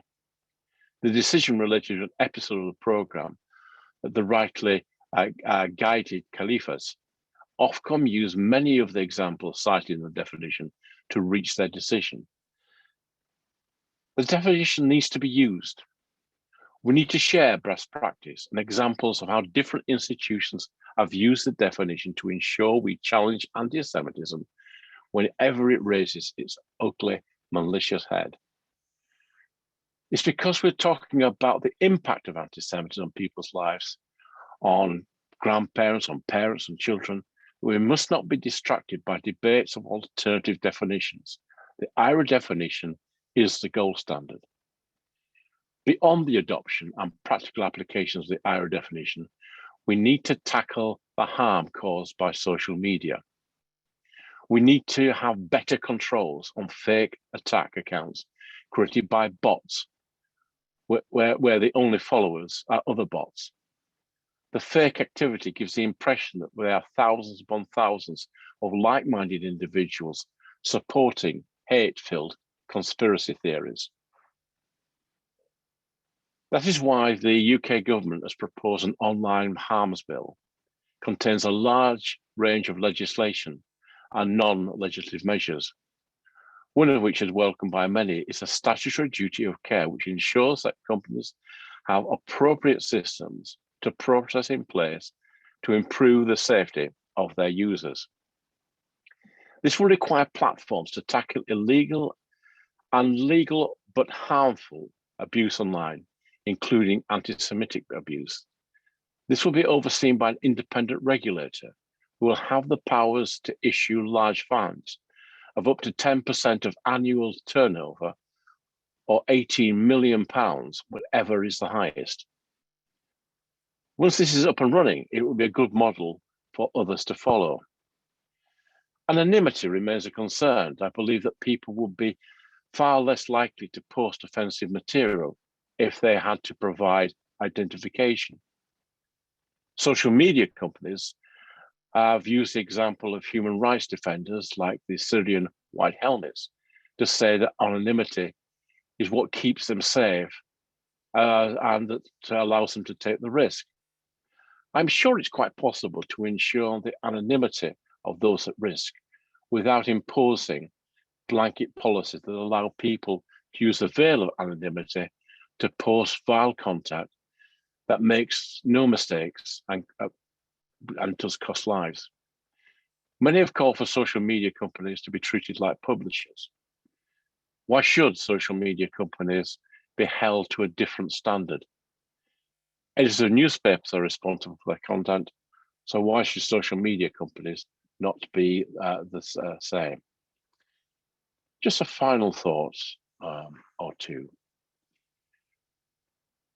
Anti-Semitism matters to a society as a whole. From the narrow point of the United Kingdom, the Jewish identity is an integral part of the British identity.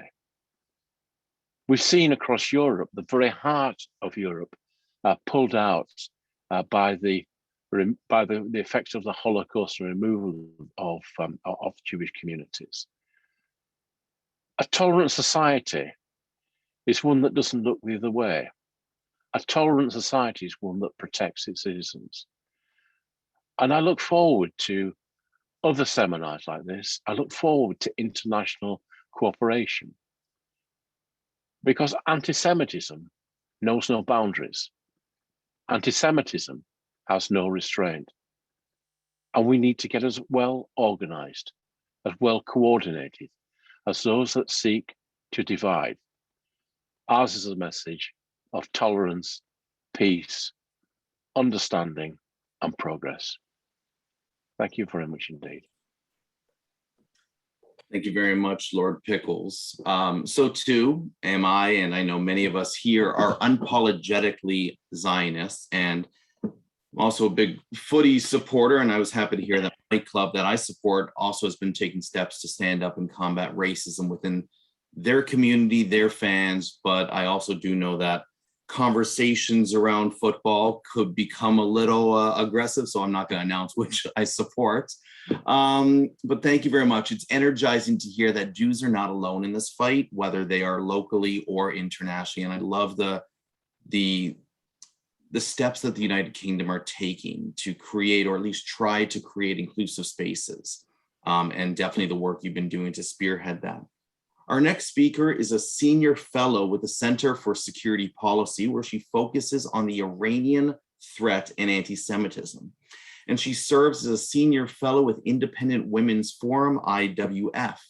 She's the host of Global Perspectives with Eli Hanim for Jewish News Syndicate, JNS, and has served as the US Deputy Special Envoy to monitor and combat anti-Semitism at the United States Department of State by appointment of the President of the United States and the US Secretary of State. Our next speaker, Eli Hanim, was the State Department's first Iranian-born envoy and led diplomatic initiative which resulted in forging groundbreaking partnerships in the Arab world to combat anti-Semitism, anti-Zionism, and Islamophobia.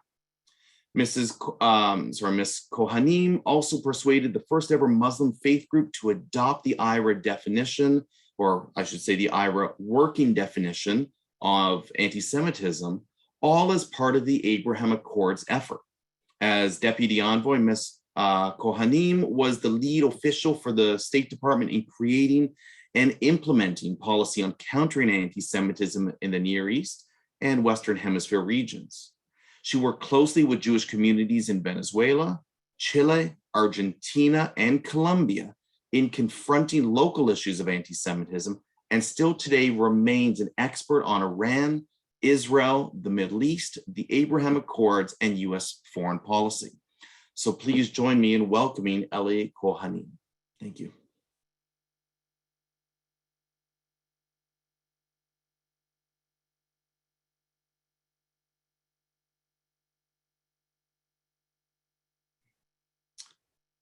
And if you can just give us a moment, we seem to be experiencing a little bit of technical difficulty.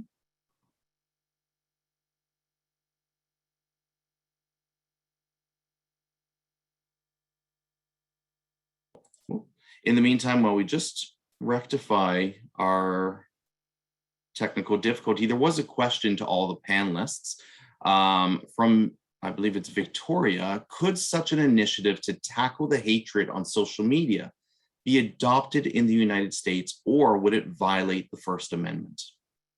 So maybe we can try to respond to that, and I will bring Ellie online.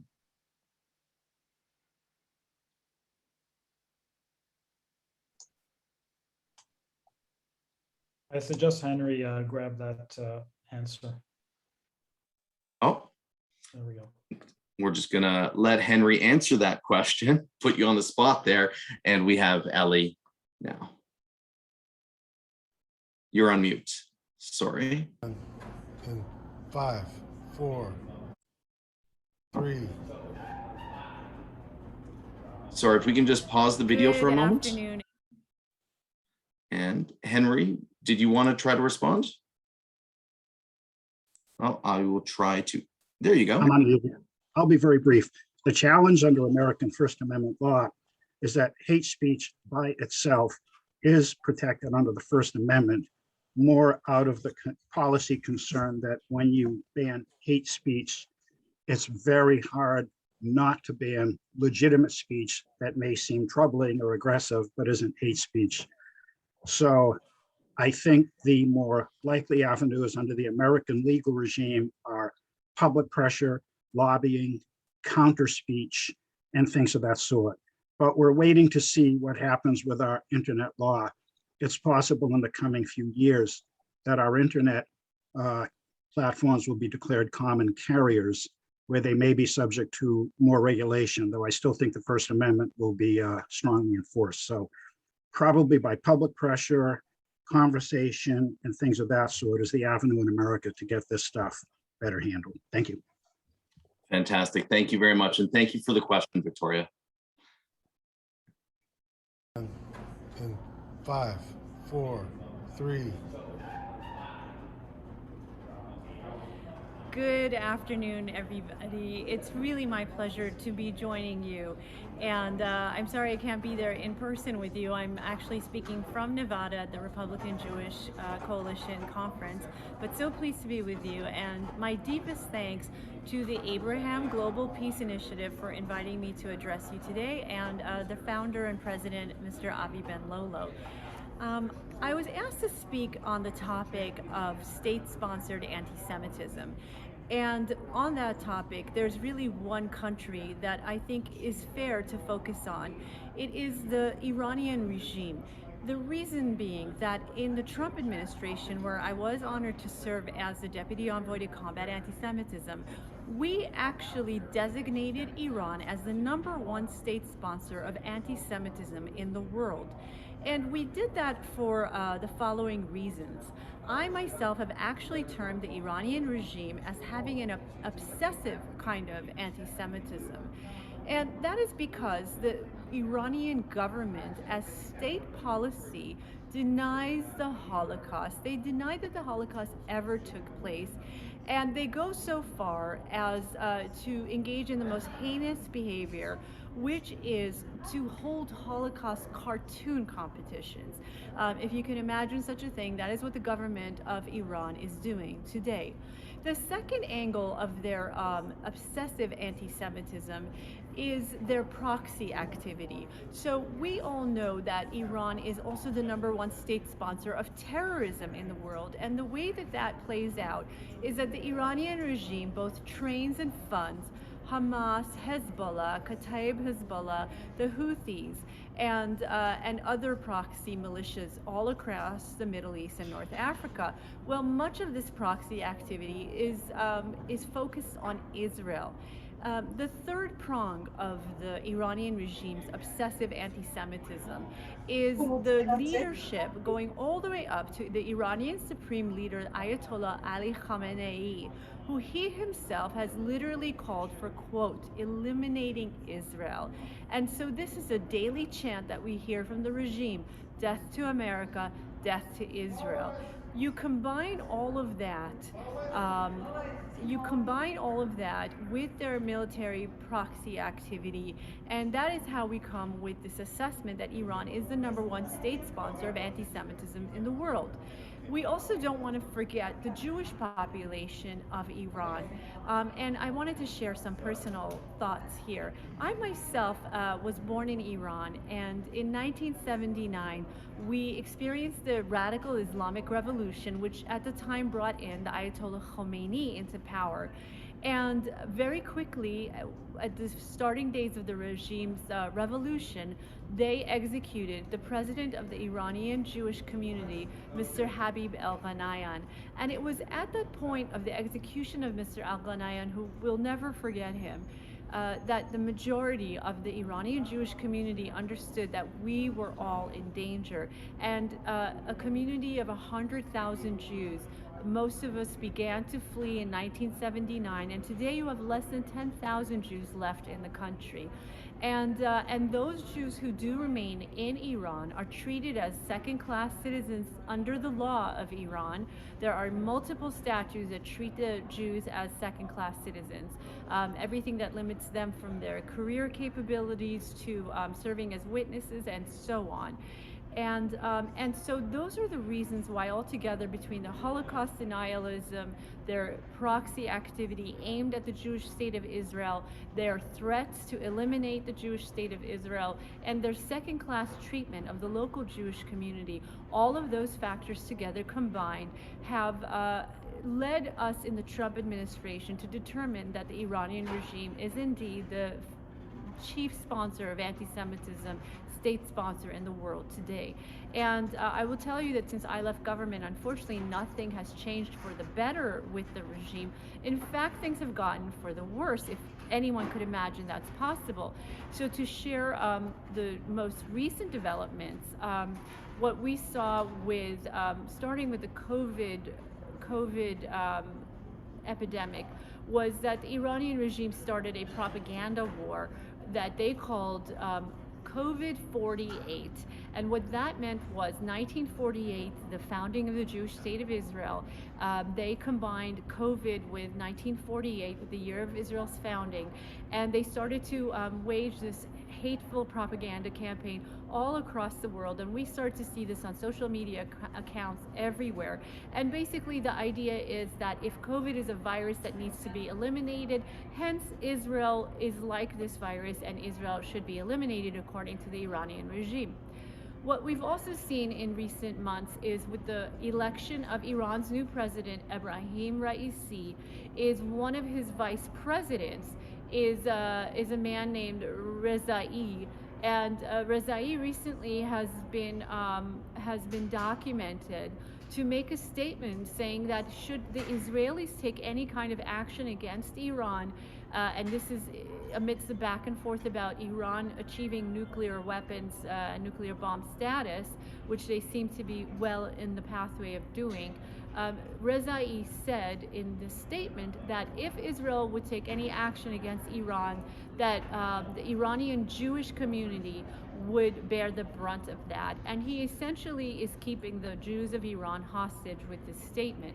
So we can see with that development is that certainly there has been no improvement for the better in recent months. As well, the new cabinet of the President Raisi includes two people who are wanted by Interpol for their activities and actually masterminding the AMIA bombing of the Argentinian Jewish Community Center in 1984, which was the deadliest anti-Semitic attack in the Americas since World War II. And so to imagine that two people who are involved in the deadliest anti-Semitic attack in the Americas are actually serving on the cabinet of the Iranian president and the Iranian regime today, that is the country that that the Israelis and the Jewish people are facing in the Middle East today, and that is the country that every day announces that it has enriched uranium at higher and higher levels, and really putting the Iranian regime on a pathway to nuclear bomb status very shortly, I think is what the assessments are. And with all of this knowledge, I wanted to end my remarks by saying that we are only about almost 77 years after the Holocaust. We have still living among us survivors of the darkest period in world history. And there's only one country in the world that threatens to eliminate the Jewish state of Israel, which let us remember that Israel holds half of the world's Jewish population today. And there's only one country that daily threatens to, quote unquote, eliminate Israel, and that is Iran. And so my call at the end of these remarks to you today is that it is time for the United States, it is time for Western powers to do what is only moral and right, and that is to get in the way and stop this Iranian regime which wants to commit genocide against the Jewish people today. We need to stop this regime from having the capability to commit genocide as they wish to do and as they tell us that they want to do every day. Imagine if Hitler had been stopped when he told the world in his book what he wished to do to the Jewish people. Imagine if Hitler had been stopped when he could have been stopped. We are at that very point right now with the Iranian regime. And again, I call upon the United States, the leadership of Canada and all Western powers to stop the Iranian regime today while we can. Thank you so much for having me join you on this conference. And I look forward to joining you in person the next time. Thank you.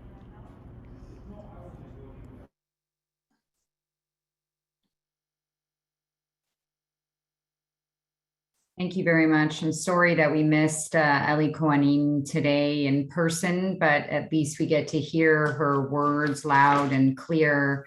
If you haven't had an opportunity to listen to some of Eli Kohanim's words on this issue, they're all over YouTube, and you can watch her more in-depth discussion about it. She continues to speak out publicly about anti-Semitism, and we're so grateful that she continues to do so on a global scale. So thank you very much, Eli Kohanim. I have the distinct honor and pleasure of introducing our next speaker, and that is Raheel Raza. I've been fortunate to introduce her on a previous occasion. So for all who don't know her and should, Raheel Raza is a Pakistani-Canadian journalist. She's an author, a public speaker, an anti-racism activist, and an interfaith discussion leader. She is among the most prominent Muslim supporters of Israel. Raheel Raza is a visionary. She was the first woman to lead mixed gender Muslim prayers in Canada in 2005, and she termed it a silent revolution. She repeated this feat once again in a British congregation in 2008. She was the recipient of the Queen Elizabeth Diamond Jubilee Medal for service to Canada, and she's been invited to speak locally in Canada at places of worship, the private sector, the Justice Department, school boards, and government institutions. Internationally, but for COVID-19, she has not slowed down. She has addressed university audiences, including Harvard and Columbia, Oxford and Cambridge. And she's addressed the Israeli Presidential Conference in Jerusalem and been invited to the parliaments of Sweden, Israel, the UK, and Capitol Hill in Washington.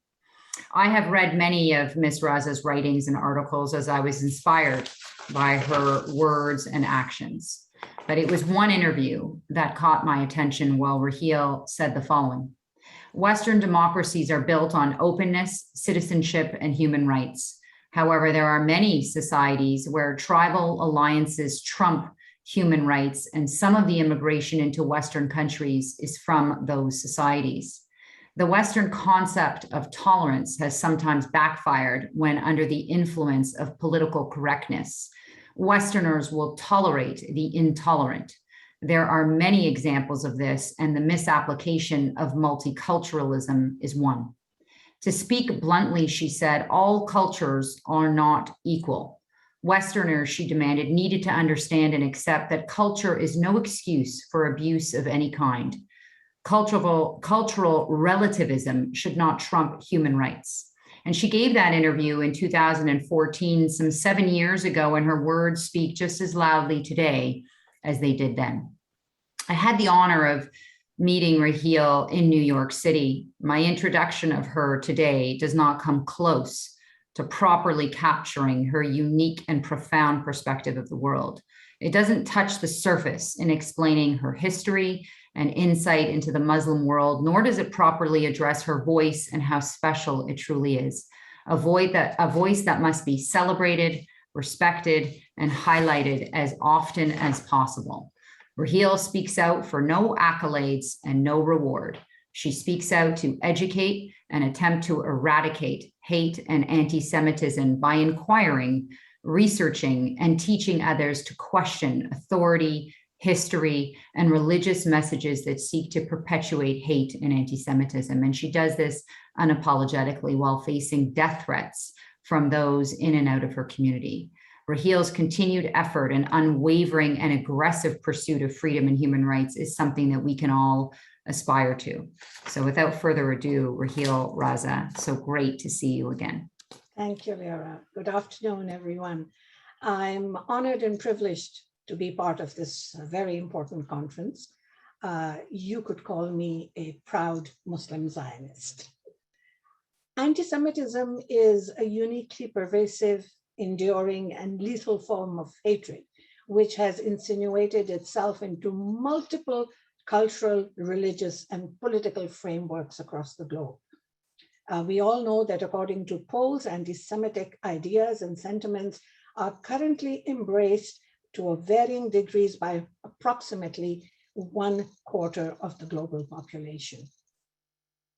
As I was going through the agenda for this conference, I note that almost every aspect of anti-Semitism is being covered by the illustrious panel, except one, and that is the rise of anti-Semitism in the Muslim world.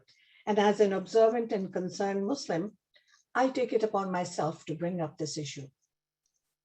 I want to share an excerpt from an article titled Anti-Semitism in Muslim Communities and Muslim Countries, Debates and Studies of a Complex Issue by Gunther Jekeli. And I'll quote, he writes, negative attitudes towards Jews in Muslim countries are the rule, not the exception. An important factor in almost all Muslim countries is the anti-Zionist attitudes and agitations that are mixed with anti-Semitic stereotypes and conspiracy theories.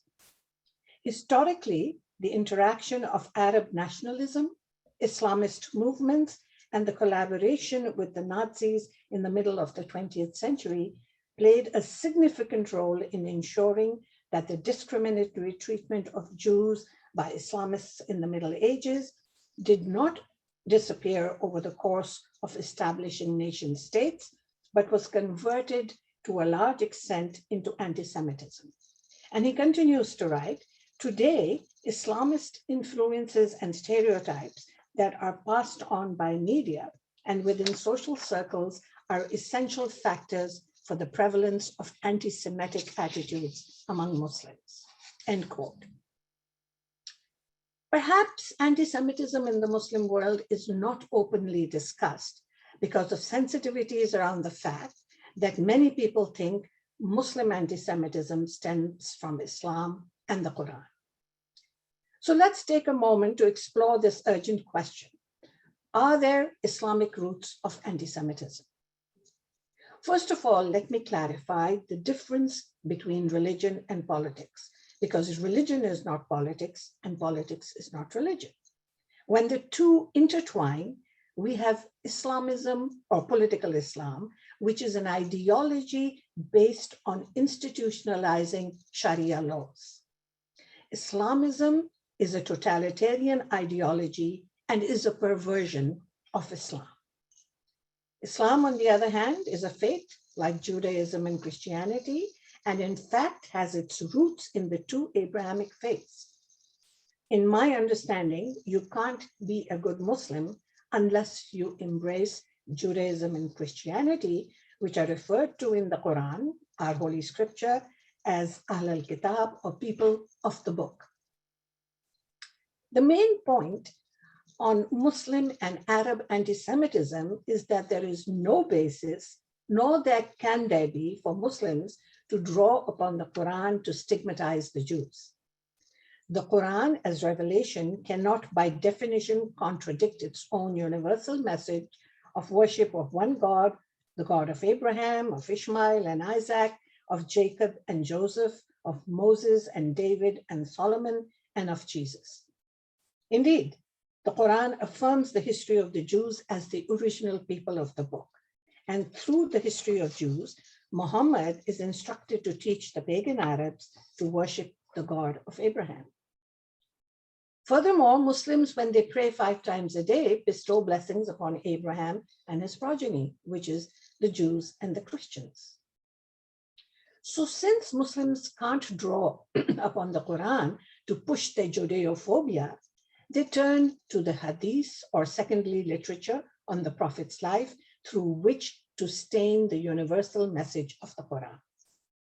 But we know that Hadith literature was created about 100 or 200 years after the death of the Prophet and is largely fabricated to provide justifications to the Arab rulers who took power in the post-prophetic period, and they cannot be trusted as being objectively true.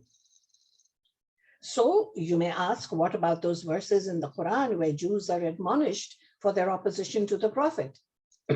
Let me explain that these verses are of a particular nature and have no universal content, nor are they part of the universal message of worshiping the one God of Abraham.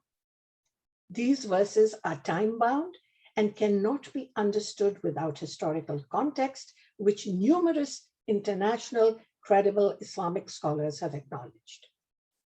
They're indicative of the opposition the Prophet had to surmount in his work, and that this opposition came from different people, including the worst opposition that came from amongst his own people, his own family, and it did not end with him, as what followed was the terrible massacre of his family by Arabs. Moreover, the Prophet was not the first of the prophets to face opposition, as all prophets of the Bible have faced opposition, including opposition and betrayal, as Moses did when he came down from Mount Sinai after receiving the 10 Commandments. But Prophet Muhammad's relations with the Jews of Medina and his dealings with them belong to a special and particular instance of his life.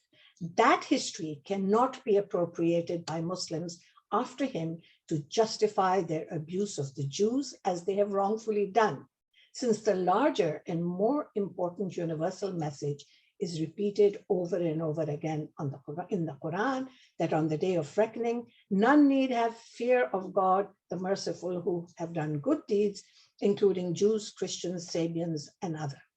And this universal message overrides the particular instance of the quarrels of the people with the Prophet, including the quarrels with the Jews of Medina. However, in modern times, Muslims have abused the Quran by using the Quran to justify their own miserable politics, whether it is the Arabs against Jews or the Muslim army of Pakistan waging a genocidal war against Muslims of East Pakistan, now Bangladesh, or the Muslim Arab army of Saddam Hussein massacring Kurdish and Shia Muslims. And such examples are innumerable, including what we witness with the savagery of ISIS. Anti-Semitism, by its very nature, feeds off of people's fears and uncertainties about the world. So it's no coincidence that recently, as the pandemic had engulfed the globe, we saw growing efforts to exploit and hijack fear and uncertainty and turn it against the Jewish people.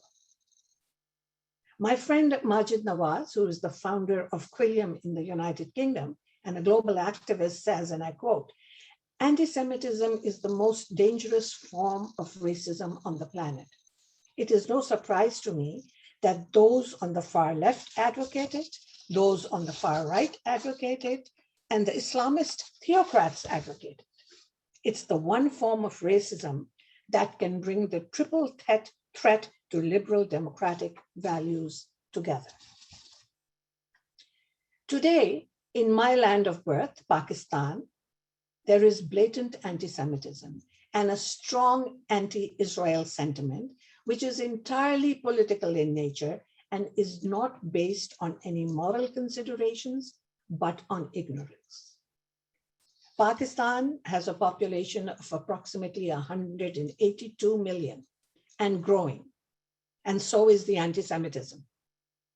It was in the late 1970s, under the influence of then President Zia-ul-Haq, that a strong wave of Islamist extremism blowing from the sands of Arabia engulfed Pakistan. Since we know there is a direct correlation between Islamist extremism and anti-Semitism, the result was that even the man in the village who could not tell you where Israel is on the map was now being taught to hate Jews.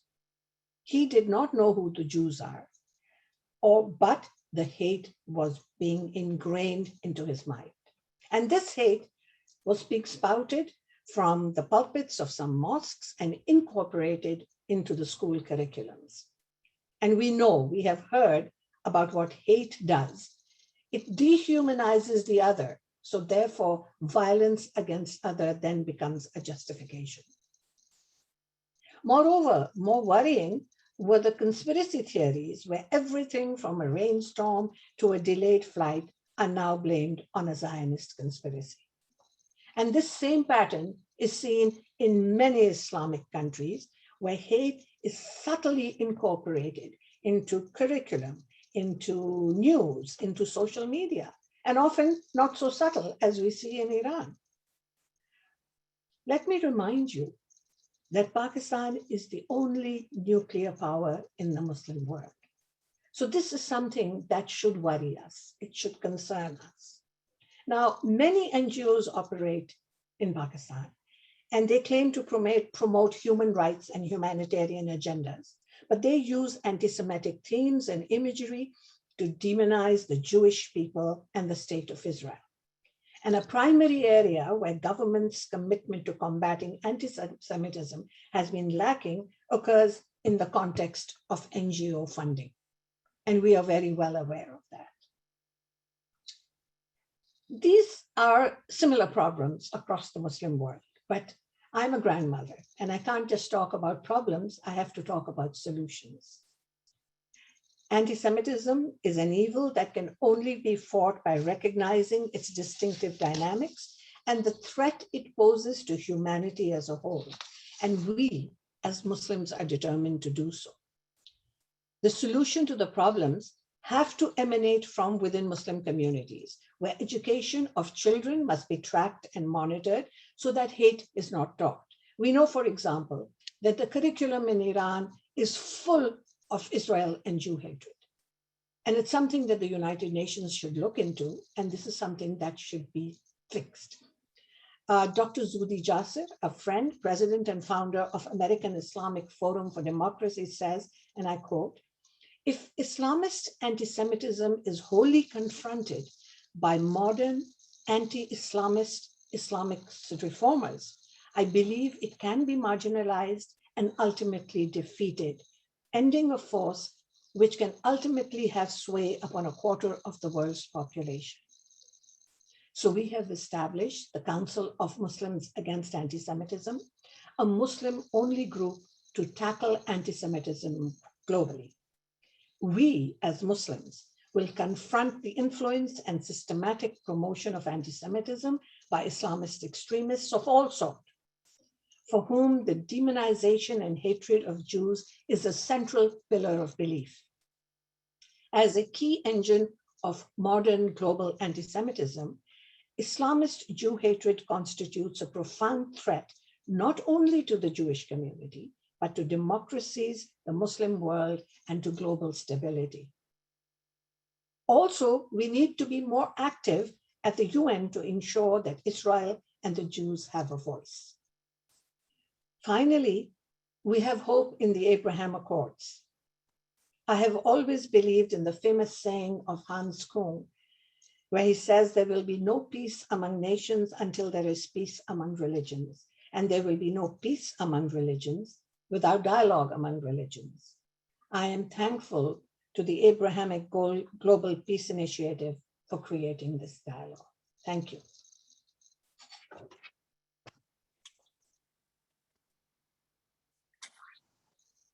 Good afternoon, everybody. My name is Genevieve Corman, and I am co-chair of AGPI's Women's Global Initiative. Raheel, thank you for your outstanding address here today. I was fortunate to have had the pleasure of meeting you and hearing your important message at the recent launch of the Abraham Global Peace Initiative at the United Nations in New York. Yours is a voice of exceptional courage and clarity against racism, anti-Semitism, and all forms of intolerance. You call out the double standards and hypocrisy that we confront, and unfazed by the vitriol that you face from those who would oppose reconciliation and coexistence, you do so with extraordinary class and grace. In your words, the only thing that you will not tolerate is intolerance itself. Raheel, you are a true inspiration to our community and a role model to women. On behalf of AGPI, I thank you for your advocacy and engagement.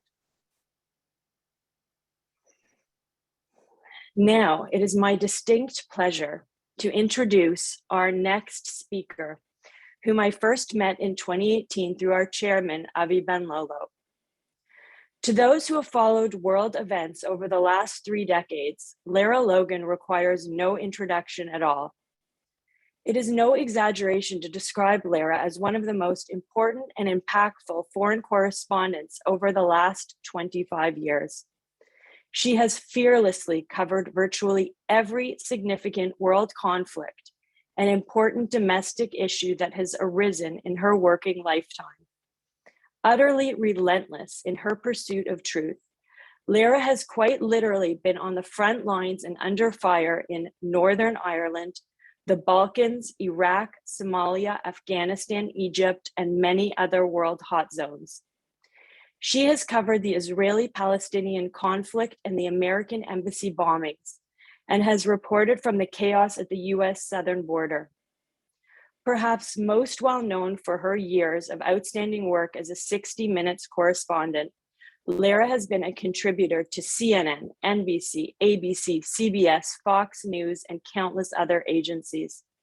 Her intrepid reporting has won awards too numerous to list, but that include not 1, but 3 Emmys. She has interviewed everyone from Justin Trudeau to Aerosmith. On a personal note, several years ago, I had the opportunity and privilege of hearing Lara speak to an intimate group. To say that she calls it like she sees it and uses, shall we say, plain language to cut through the BS is, to put it mildly, an understatement. I am beyond honored to introduce the indomitable Lara Logan, a woman who somehow looks as comfortable and beautiful in a flak jacket as she does in an evening gown. Lara, on behalf of the Abraham Global Peace Initiative, I welcome you and thank you for your participation in our first ever Anti-Semitism Global Conference. The virtual podium is yours.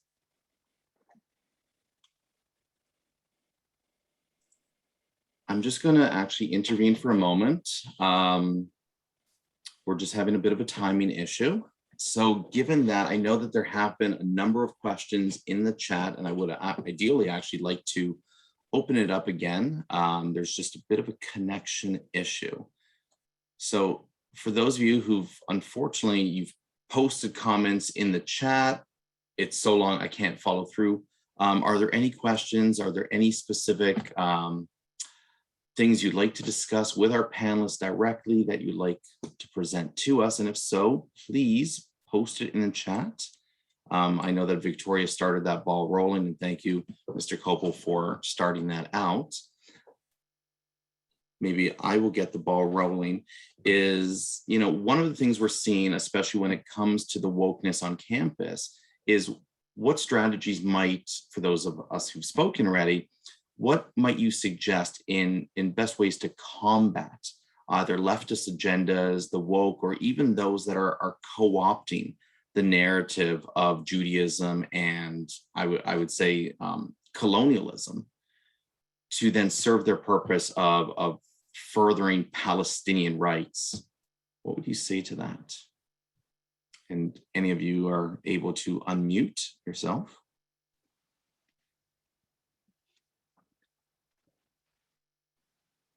I know it's a big question there. Well, we have been using a number of strategies to combat this. One of them, of course, is trying to get universities to adopt the IRA definition of anti-Semitism. The reason that's important is that university administrators have been put into a difficult place where they either do not fully understand what this new form of anti-Semitism is when it involves discussion of Israel, or they don't care and are themselves sort of bigoted against Jewish students and don't feel that they need any protections. But the IRA definition enables a university administrator or a dean or somebody, another official, or even a department chair to get up and say, well, this person's able to make this statement under the umbrella of academic free speech and expression. The world should know, and we recognize it as a type of anti-Semitic comment. So while we acknowledge that the speaker had the right to say these things and to do these things, we as an institution disavow it and distance ourselves from it. So that's an easier way for an administrator to take a stand against what is clearly anti-Semitic behavior when it occurs. Now, that doesn't mean that an administrator is automatically going to do that.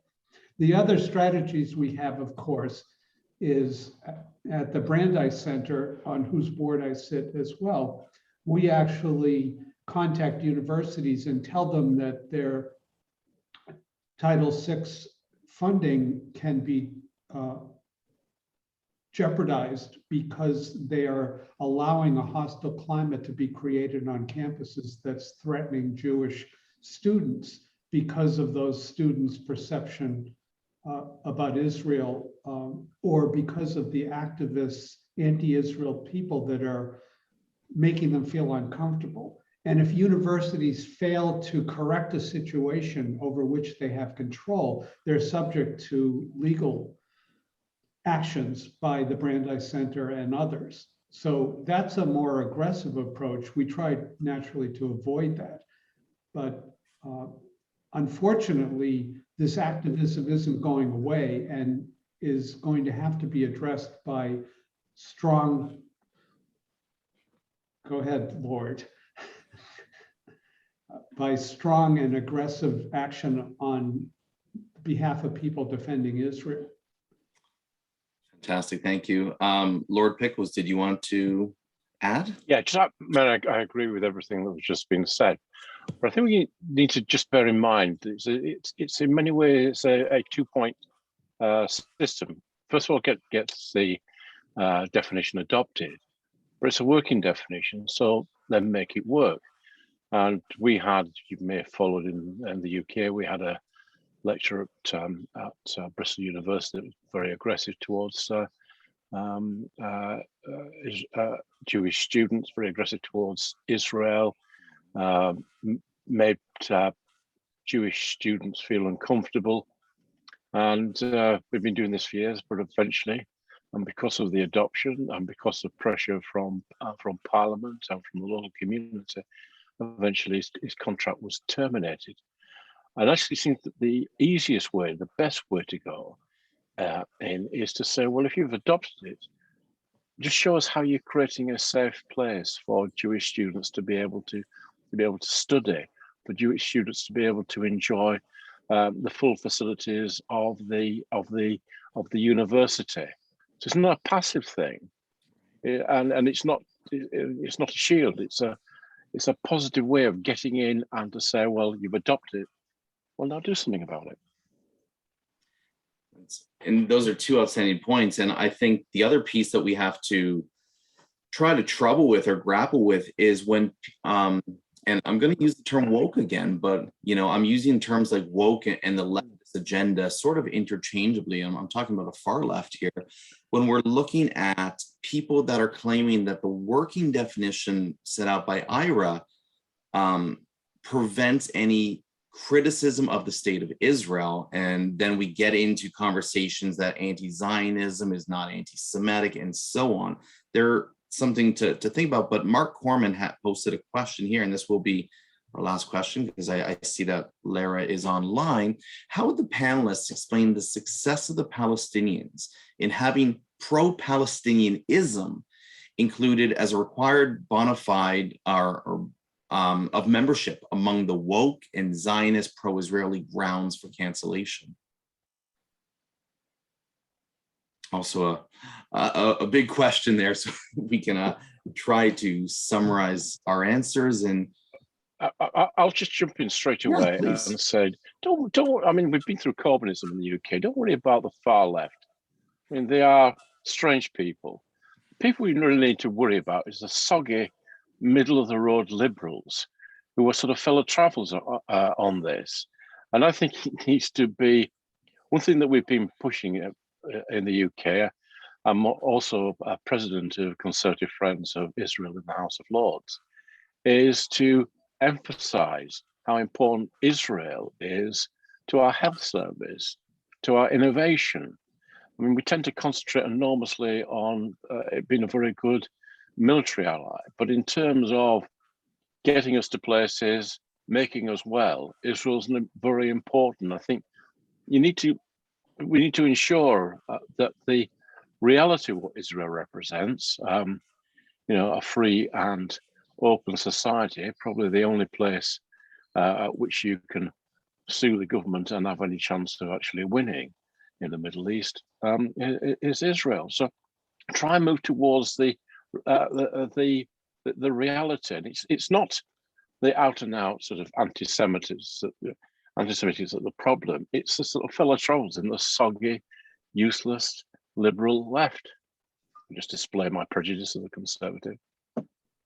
The reason that the anti-Israel activists on campus have been so successful in promoting this tsunami of bigotry and having it be accepted as real is that their being pro-Palestinian on campuses by definition means being anti-Israel.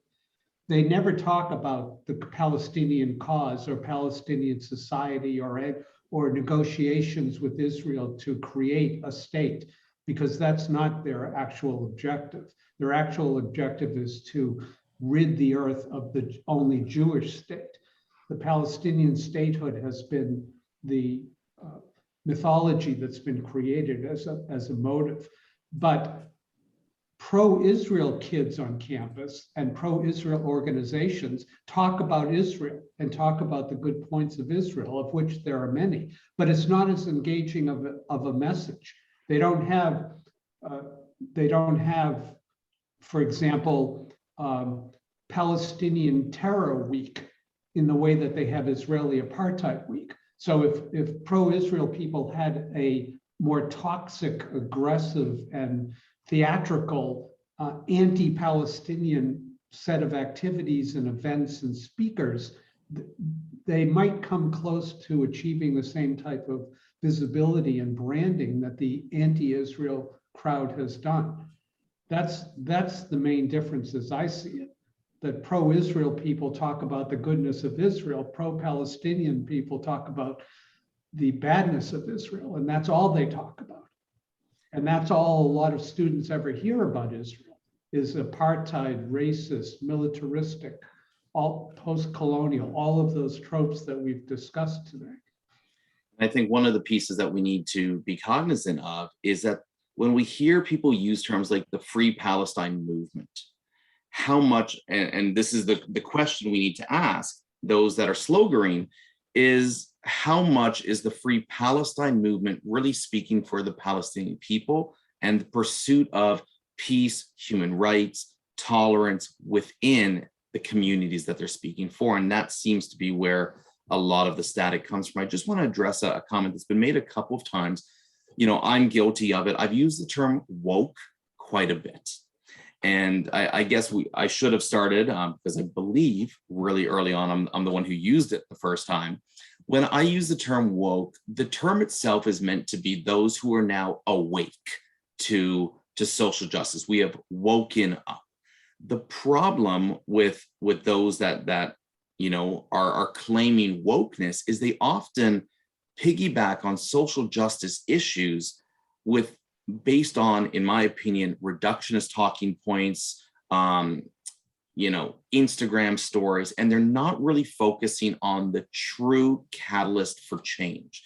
So they're taking up the Black Lives Matter campaign, but then using or marching with a pro-Palestinian flag and trying to conflate one issue with another, and then trying to perpetuate this cause without truly understanding all the voices, all the catalysts, all the different avenues that make it up. And therefore, when we use the term woke, or at least when I do, I'm actually referring to those who are ignorant of the true need for social justice and those who've co-opted the social justice movement.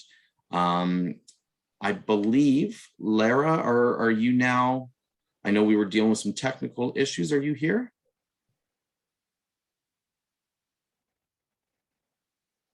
Fingers crossed.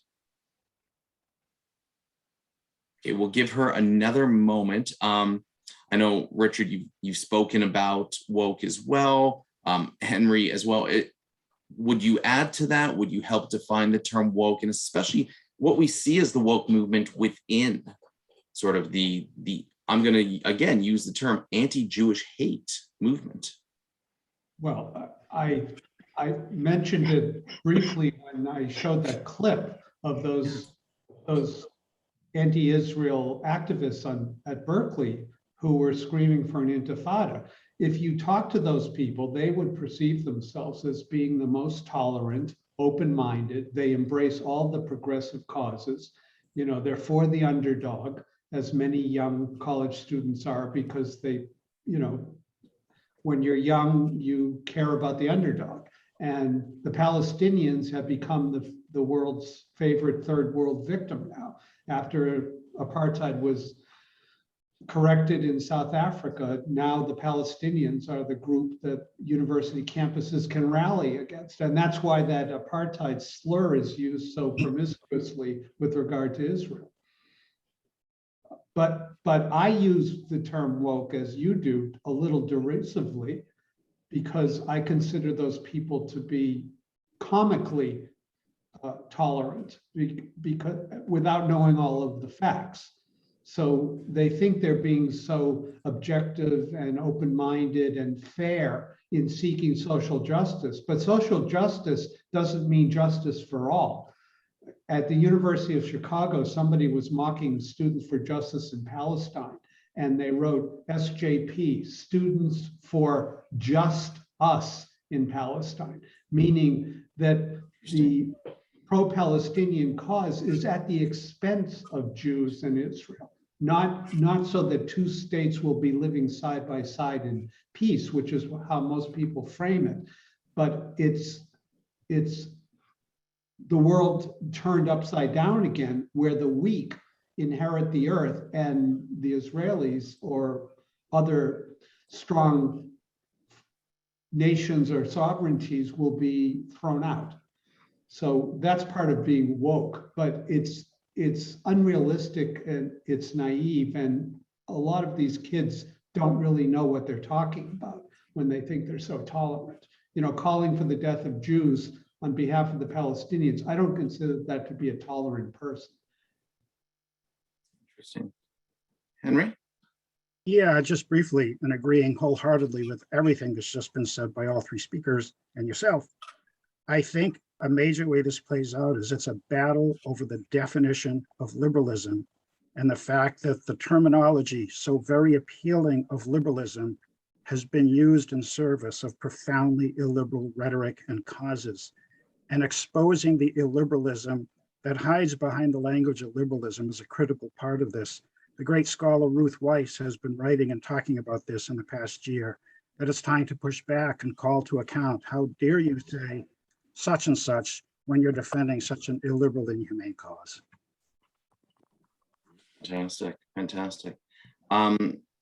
I know when I made the comment that the IRA definition, and just circling back to that the IRA definition does not allow for criticism of the state of Israel, or that we are not able to separate anti-Zionism from anti-Semitism. I know some of the panelists kind of shook their head yes. Do you want to speak on that and maybe some of the debate you've heard given the IRA definition of the working definition, and even what does that mean, a working definition of anti-Semitism?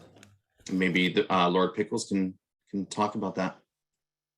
Very straightforward. It's not a working definition in the sense that it's here until something better turns up. It's a working definition because it's meant to be worked. I mean, we're very good in politics. We like to make these grand gestures. We pass various things and we think that's it. But this is actually a practitioner's guide. And what the definition says is that you can criticize Israel. Of course you can. But you can't disproportionately criticize Israel or or present a different standard of test for Israel as you will for any other country. I mean, you know, the Human Rights Commission is a prime example. You know, they're really hard at passing resolutions against Israel, but ignore other players. They ignore China. They ignore Saudi Arabia. They ignore Iran. It has to be proportionate. And so, kind of going back to the earlier point, all these people who are sort of marching in support of Hamas are essentially marching in support of people who throw gates from the top of buildings, who are intolerant so far as women's rights are concerned. I mean, people need to wake up on this. It's the only thriving democracy in the Middle East is Israel, and you can't replace a democratic regime with one that relates to intolerance. And the Palestinian people are being oppressed, absolutely being oppressed. They're being oppressed by Hamas. That money that should be going for education and for water projects and for sewerage projects have been stolen in order for these people to fire rockets at Israel. So yes, they are oppressed, and you know it's part of our job to ensure that oppression is not misrepresented as some kind of freedom fighters.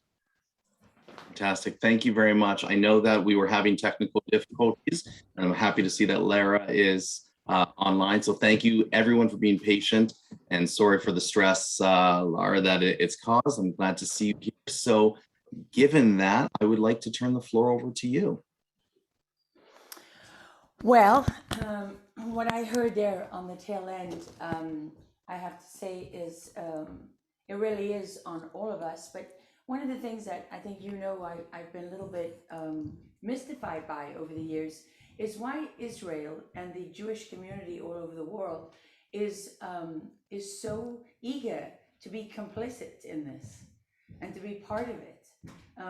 I think it's, I mean, obviously it's commendable for Israelis and for Jews everywhere to recognize the suffering of the Palestinian people, and also really important not to be blindly loyal to Israel itself.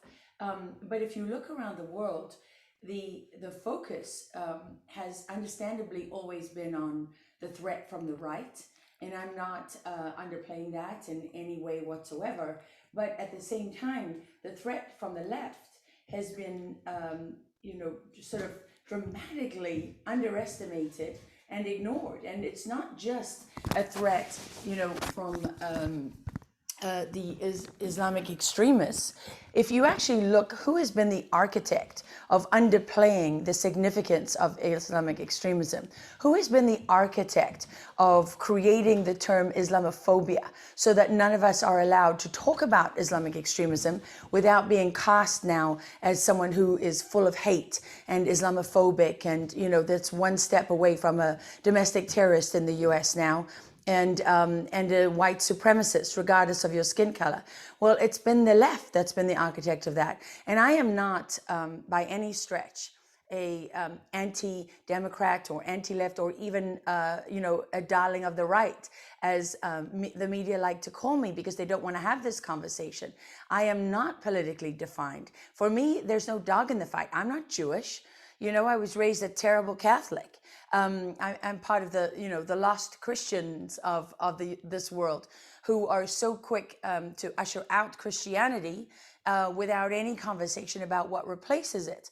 And so what I just really struggle with every single day is when I see that there is such a push coming from the Jewish community all over the world to go along with these false narratives. And then there's the complaint. Nobody wanted to complain about Barack Obama, but then you want to complain, then you're surprised that you end up with a terrorist super state in Afghanistan, which is right on Israel's door, because we all know the threat that Iran poses, but we don't want to talk about the fact that literally the people who are responsible for what has happened in Afghanistan are the same people who were present in the Obama administration, whether it's Jake Sullivan or Susan Rice, and so on and so on. And the money that has created this is the same money. It's coming from the same places. It's coming from the same NGOs that are financing the Palestinians, right? It's coming from the same NGOs that are supporting Hamas. Everybody knows that there has been no event more significant to Hezbollah and Hamas than the creation of a terrorist superstate in Afghanistan. Nothing on earth empowers those organizations more than that one single act. And it was unforced. I mean, if you really look at it, nobody had a gun to Biden's head. Nobody was saying you're not going to be reelected if you don't put the Taliban in power.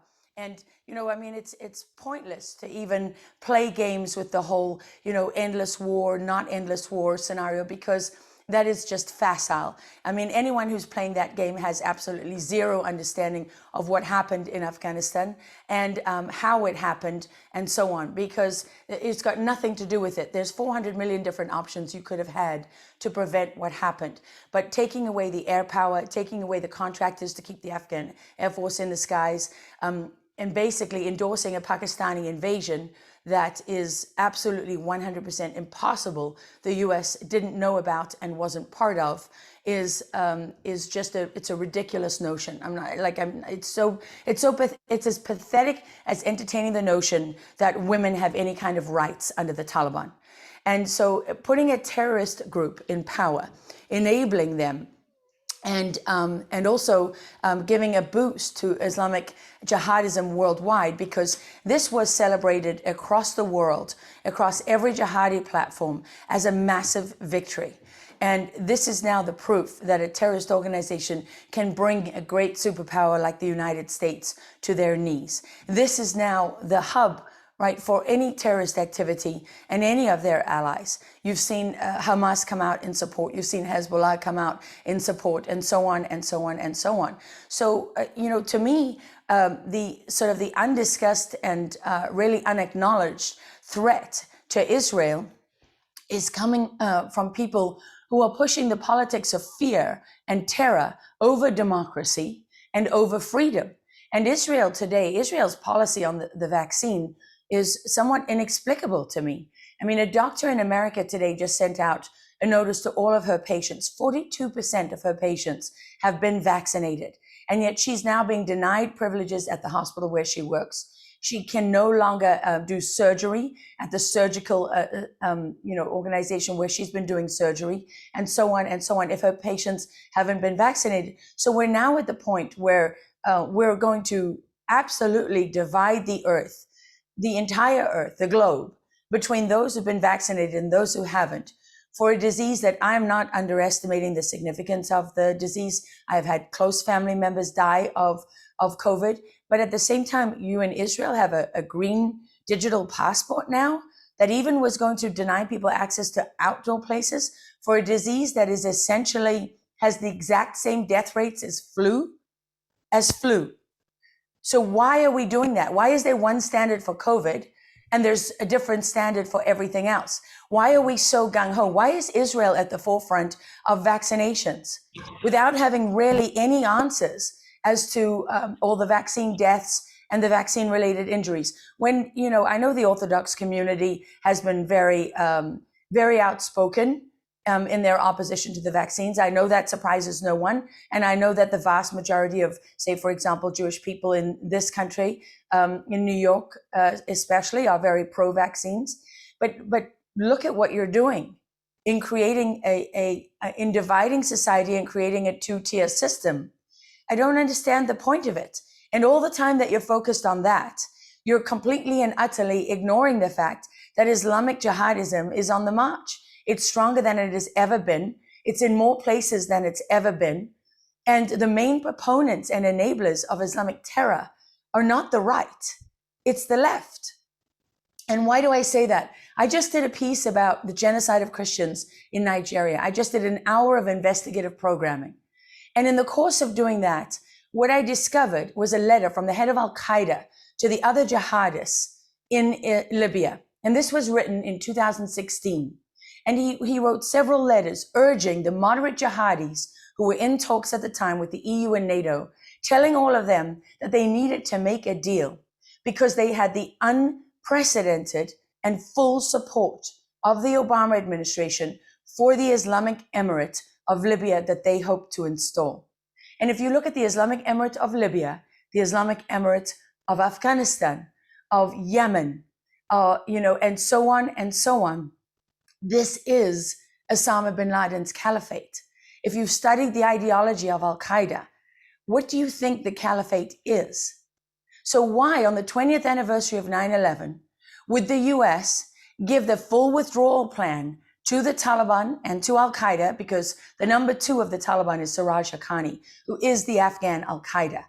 He is. They are one and the same. He's been a designated terrorist since 2012. He should have been designated a lot sooner than that. So you gave Al-Qaeda their caliphate on the 20th anniversary of 9/11. And where was Israel? Where were the Jewish voices across the world? Where are the people who stand to lose everything as Islamic jihadism grows and grows and grows? I am not anti-Islamic, I don't have a prejudiced bone in my body. I do not believe in hatred or racism of any kind. In fact, I've lived years in Iraq, years in Afghanistan, and I loved being there. I loved living amongst those people, and I love those people. I am not anti-religious. I'm not anti-anything like that. The only thing that I care about is understanding the truth so that I can share that and people can make informed decisions. That's what I'm there for. And whether you like it or not, it doesn't matter whether you like it or not, whether I like it or not. There's only one truth. So, what I would put to this, global summit, on peace and anti-Semitism is growing worldwide from every avenue. But the greatest threat to it comes from empowering those who seek the absolute annihilation, not just of Israel, but of Judeo-Christian civilization.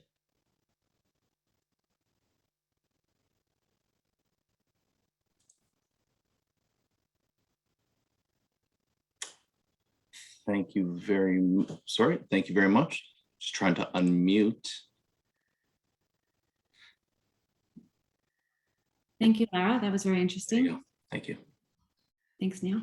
I'm Alicia Patton. I'm an attorney as well, and I'm very honored to be introducing today Professor Alan Dershowitz, a Brooklyn native who has been called one of the US's most distinguished defenders of individual rights, the best criminal lawyer in the world, and one of the sharpest legal minds of all time. He's also known as America's most public Jewish defender, to name a few. He is the Felix Frankfurter Professor of Law Emeritus at Harvard Law School, whose faculty he joined at age 25, becoming a full professor at 28, the youngest in the school's history. And he became an emeritus professor after 50 years of teaching and 10,000 students. Professor Dershowitz was involved in many of the most significant legal cases and constitutional cases of the past half century, including the impeachments of Presidents Clinton and Trump, Bush versus Gore, Julian Assange, O.J. Simpson, Natan Sharansky, Nelson Mandela, Mike Tyson, Patricia Hearst, Michael Milken, Jeffrey Epstein, Mark Rich, and Leona Helmsley. He continues to actively consult on both transnational and domestic criminal and civil liberty cases, and devotes half of his practice to pro bono cases and causes. Professor Dershowitz is a frequent contributor to the New York Times, the Wall Street Journal, the Washington Post, and many other leading papers and international journals, and is the author of more than 40 nonfiction works and 3 novels, including the New York Times #1 bestseller, Chutzpah, and 6 other national bestsellers. He has been the recipient of numerous honorary doctoral degrees and academic awards, including a Guggenheim Fellowship for his work on human rights, a fellowship at the Center for the Advanced Study of Behavioral Sciences, and several Dean's Awards for his books. Professor Dershowitz has lectured in venues throughout the world, including the Kremlin, the Knesset, the French National Assembly, the House of Lords, the Sydney Opera House, Carnegie Hall, Lincoln Center, Boston Garden, and Madison Square Gardens, as well as many of the world's great universities. In 1983, the Anti-Defamation League of B'nai B'rith presented him with the William O. Douglas First Amendment Award for his compassionate, eloquent leadership and persistent advocacy in the struggle for civil and human rights. In presenting the award, Nobel laureate Elie Wiesel said, "If there had been a few people like Alan Dershowitz during the 1930s and 1940s, the history of European Jewry might have been different." Without further ado, I'm greatly honored. Please welcome me together, Professor Alan Dershowitz. Thank you so much. It's a great honor for me to participate in this most important event. I'm supposed to speak about BDS, but I must respond to the previous speaker. Please, I implore you, do not conflate the issue of the vaccine or the vaccine mandate with Israel. Do not further divide support for Israel by focusing on the arguments for or against vaccine mandates. Let that be argued on its own. People can reasonably disagree. I recently wrote a book called The Case for the Vaccine Mandate. Another book at the same time was published called The Case Against the Vaccine Mandate. Read those books, debate, argue, but don't confuse it with Israel and don't include it in conversations about Israel. So now let me turn to the issue of BDS, which is an issue that goes beyond the specifics of the boycott divestment movement, both in the United States and throughout the world. It really stands for the growing anti-Semitism, anti-Israeli attitudes throughout the world, and particularly in academia.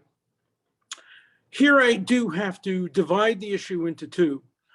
There are 2 fundamental issues surrounding what's called BDS. The first is the more general issue. Should human rights activists favor boycotts as a tactic? The boycott against South Africa, the boycott against Iran. Many of us favored boycotts, economic boycotts, as a tactic for trying to bring about changes and improve the status of human rights. There are reasonable arguments on all sides of that issue. The argument against it is that the boycott by necessity is collective punishment. You're punishing everybody in the society when you boycott their products. You're punishing people who support your point of view. and people who oppose your point of view. On the other hand, the argument in favor points to South Africa. Look, South Africa really was influenced. There are debates about that, but it was influenced by the international boycott based on its apartheid regime. But that's not really what's at stake here today. If there were a debate about whether or not the boycott or an economic boycott or an academic boycott, any kind of a boycott should ever be used, the debate would be a very, very different one. That misses the point. The discussion today is not about boycotts. It's about whether it's permissible to single out one country for boycotts, economic boycotts, academic boycotts, social boycotts, boycotts of music, boycotts of literature. And that country is the nation state of the Jewish people. And I wrote a book a couple of years ago called The Case Against BDS, but the subtitle is Why Singling Out Israel for Boycott is Anti-Semitic and Anti-Peace. So I want to devote the rest of my time not to talking about the abstract issue of boycotts, but to talk about the particular boycott focused against Israel, whether it's by people like Omar Barghouti, who doesn't want Israel to exist as the nation state of the Jewish people, people like Peter Beinart, who disgracefully has been given platforms by many in the Jewish community in order to advocate the end of Israel as the nation state of the Jewish people. He favors a limited boycott, a boycott of the West Bank and other areas that are allegedly occupied by Israel. That would include, obviously, the Hebrew University, the access road to Hadassah Hospital, the Jewish Quarter, the Western Wall. But the issue is whether it's Barghouti or Beinart, is there any justification for singling out Israel? Beinart says there is. Barghouti says there is. People like Atzmon, Gilad Atzmon, who was a virulent anti-Semite, says, of course there is, because he says Israel is worse than Nazi Germany. In fact, Gilad Atzmon has apologized to Nazi Germany for comparing it to Israel. So for people like that, of course, it's easy to say that Israel should be singled out for boycott, but that's not what the mainstream supporters of BDS argue, whether it be Ben and Jerry's. Ben and Jerry's, interestingly enough, were on an interview recently, a television or video interview, and they were asked the simple question, okay, boycott, you understand that, but why would you boycott only Israel and not boycott Belarus, which is a tyrannical regime, China, which imprisons Muslims, Iran, Cuba, you can name them. It would take most of the allocation of time that I have to list all the countries in the world whose violations of human rights are far worse than any alleged against Israel. And Ben and Jerry's answer, I forget if it was Ben or Jerry, but they basically speak as one, was, oh, gee, we never thought of that. That's a good question. That's an interesting question. Why didn't we ever think about that before? Gee, I have to go back and think about that. Well, you don't think about things after you've done them. You think about things before you've done them. And when you advocate boycotting Ben and Jerry's for Israel, you have to ask yourself, which company is doing it? Ben and Jerry denies it's doing it, says it sold its company to Unilever, but Unilever has plants in Belarus. Unilever sells to Iran in violation of the anti-Iranian boycott. Unilever sells to every violative country in the world. The only one it won't deal with is parts of Israel. And there's only one word for that, and that word is anti-Semitism. There's no conceivable justification, and I challenge Peter Beinart to debate me on this issue. There is no conceivable justification for boycotting Israel and not boycotting other countries. Look, the Squad, many of the people on the left of the Democratic Party not only don't boycott Cuba, they want to increase business with Cuba. They want to increase business with other leftist tyrannical regimes. So for them, it's purely ideological and political.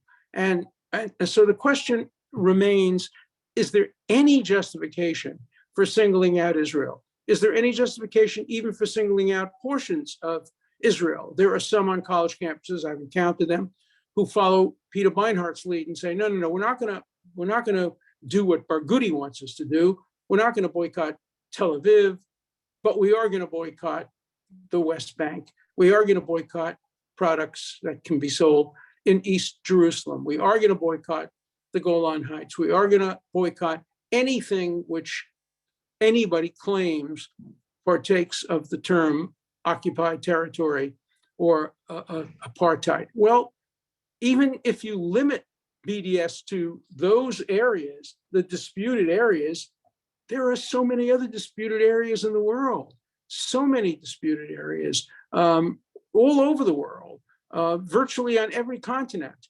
And why would you not include them? Look, frankly, I wouldn't be satisfied if Israel were included among many others for a boycott, because Israel on its own doesn't deserve to be boycotted. Israel's human rights record is among the best in the world.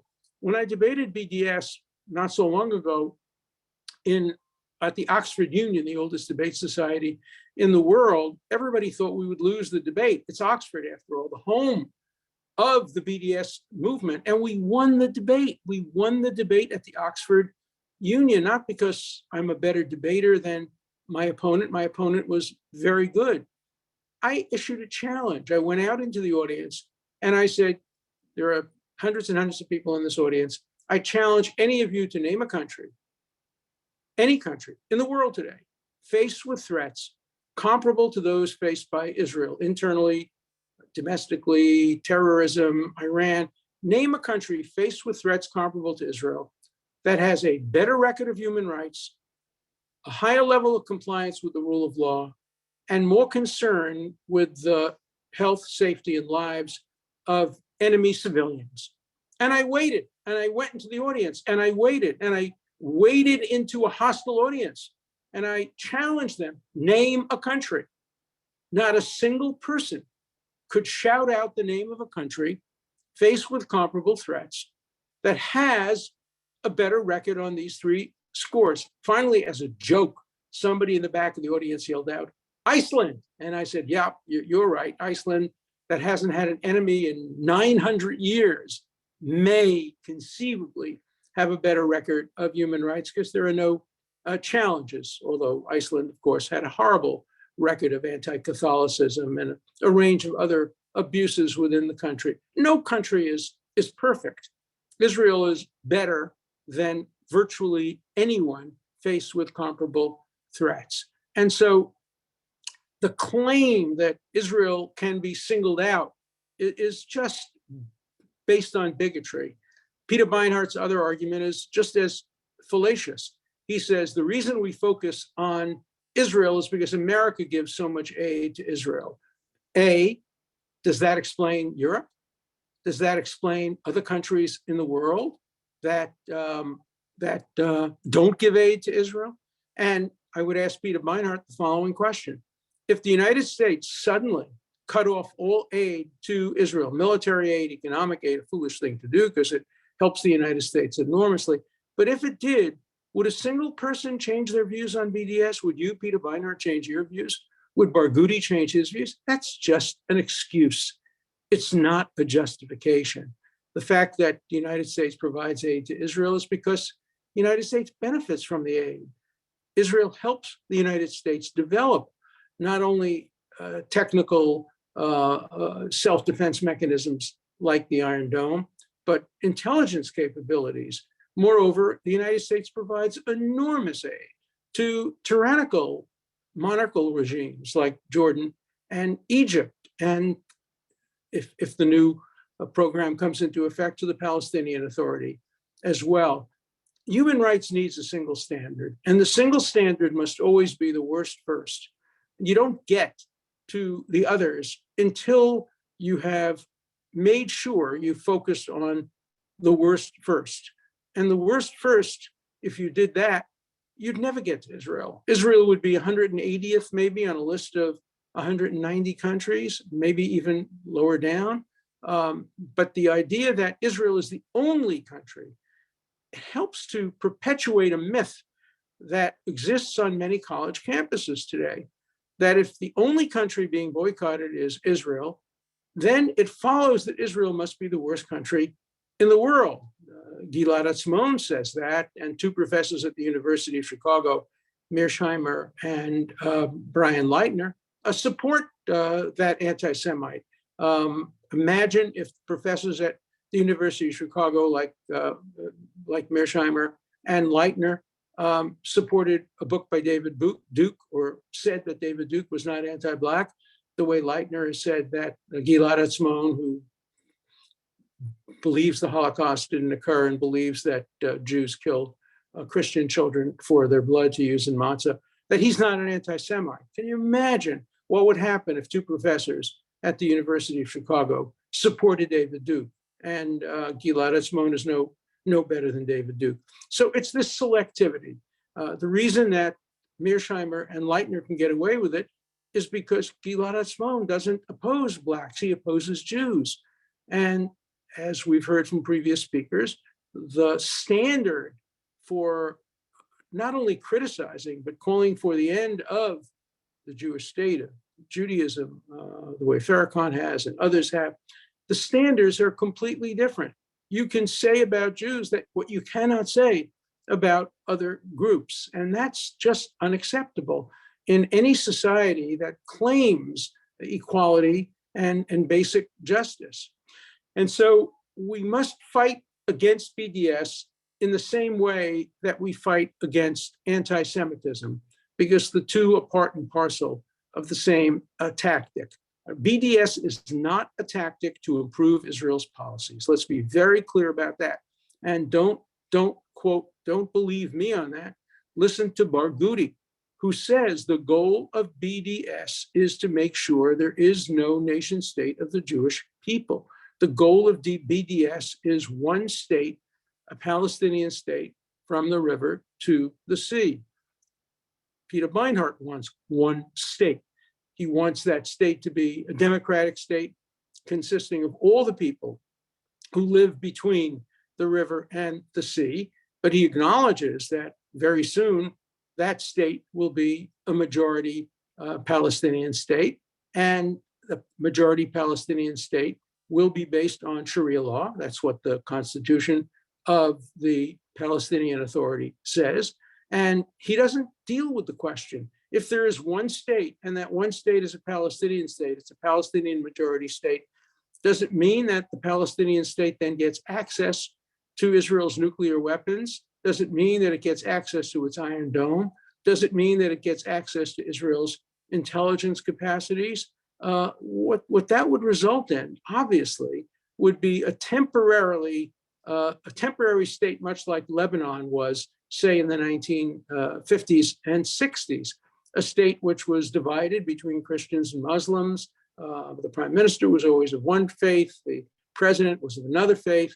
We saw what happened to that state. We saw what happened to Yugoslavia under a one-state solution. We saw what happened to India-Pakistan when it was one state. Only people like Beinart and Noam Chomsky and fools like that would fail to mark the lessons of history.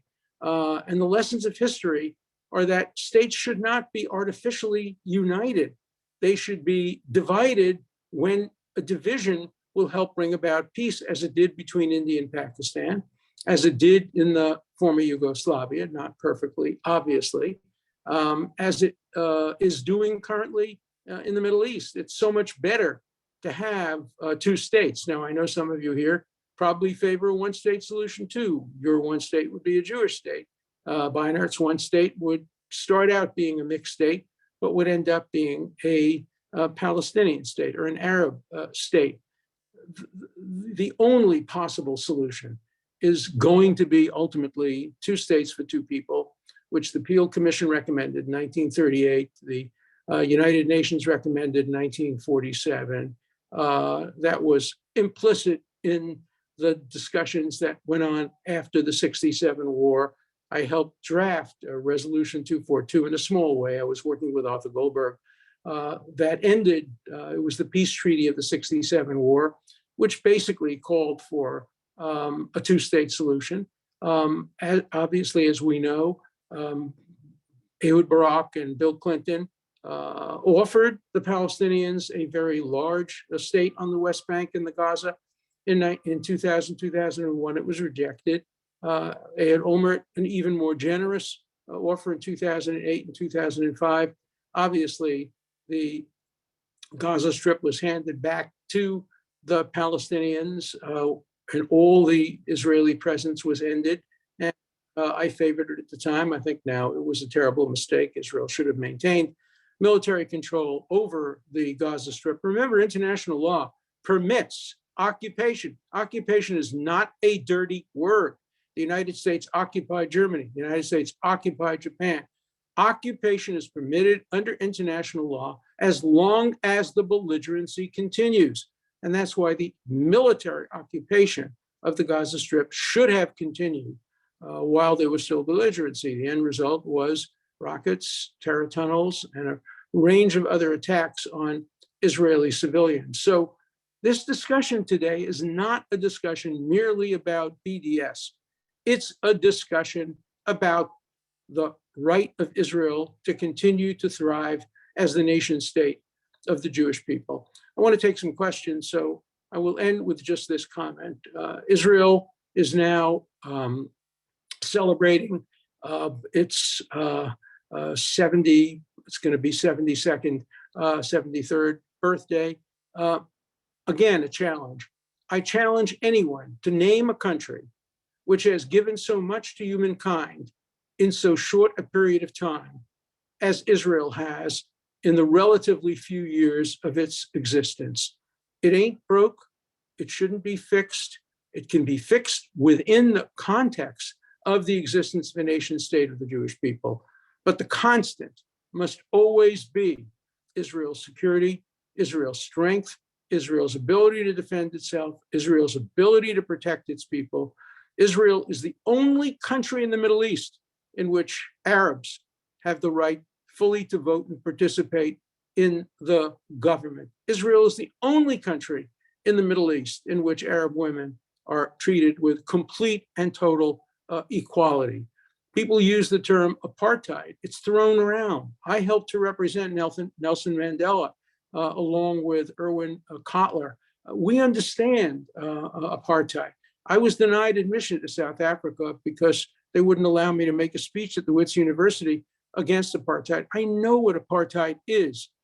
Israel does not bear any relationship to apartheid. The right of Arabs, not only in Israel proper, but even the right, diminished as it may be, of Arabs in the West Bank are greater than the rights of Arabs in most other parts of the Middle East. And people have to understand that.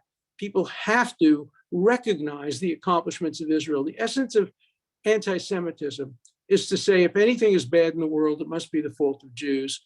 And if anything is good in the world, Jews have nothing to do with it. And that's why people who oppose Israel's right to exist, people who support BDS, fail to acknowledge the great contributions that Israel has made to the world and only focus on the criticism. Criticism is good.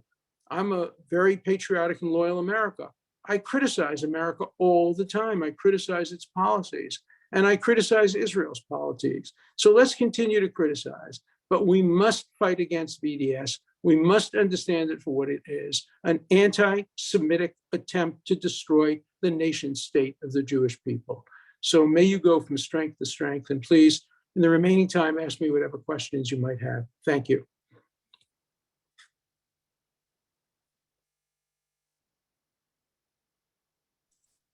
So we do have a few minutes for questions. If people would either like to post it in the chat, or again, you could email them directly to me.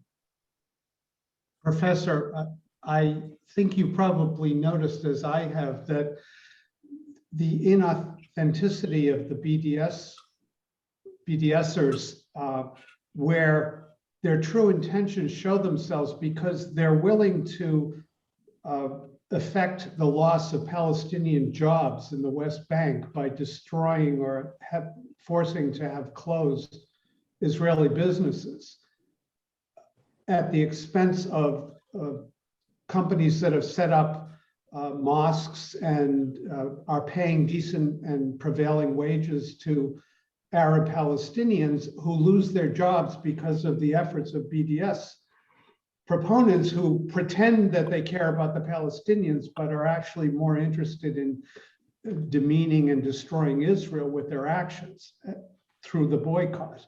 So I find that to be the height of hypocrisy, showing that their true intention is not to be altruistic, but to be destructive. Look, I agree. And look at this recent woman author from Ireland, which has enormous human rights problems and has always had a real issue of anti-Semitism. Ireland, that of course supported the Nazis in the Second World War much more than they should have and ought to have. And Ireland is now preaching to Israel through a woman author who won't allow her book to be translated into Hebrew, thus denying people the right to read, the most basic fundamental denial of human rights. And they want to deny people the right to speak, and BDS doesn't only apply to Israel, it applies to Jews as well. When I debated in the Oxford Union, the original debate was supposed to be between me and Barghouti, and Barghouti said he wouldn't debate me because I'm subject to the boycott. I'm subject to the boycott because I'm a Jewish Zionist. And by the way, your previous speaker talked about the role of Jews. I have to tell you, it is appalling how many Jews are supportive of the BDS movement. Let me focus on one villain, the 92nd Street Y. Many of you go to events at the 92nd Street Y. The 92nd Street Y is willing to welcome virtually any anti-Israel speaker, but I am boycotted by the 92nd Street Y. They will not allow me to speak. We tried to get, every year I spoke, and always about my books on Israel. I was the second most popular speaker after Elie Wiesel. And when my book Defending Israel came out, the 92nd Street Y refused to allow me to speak. And other Jewish venues likewise.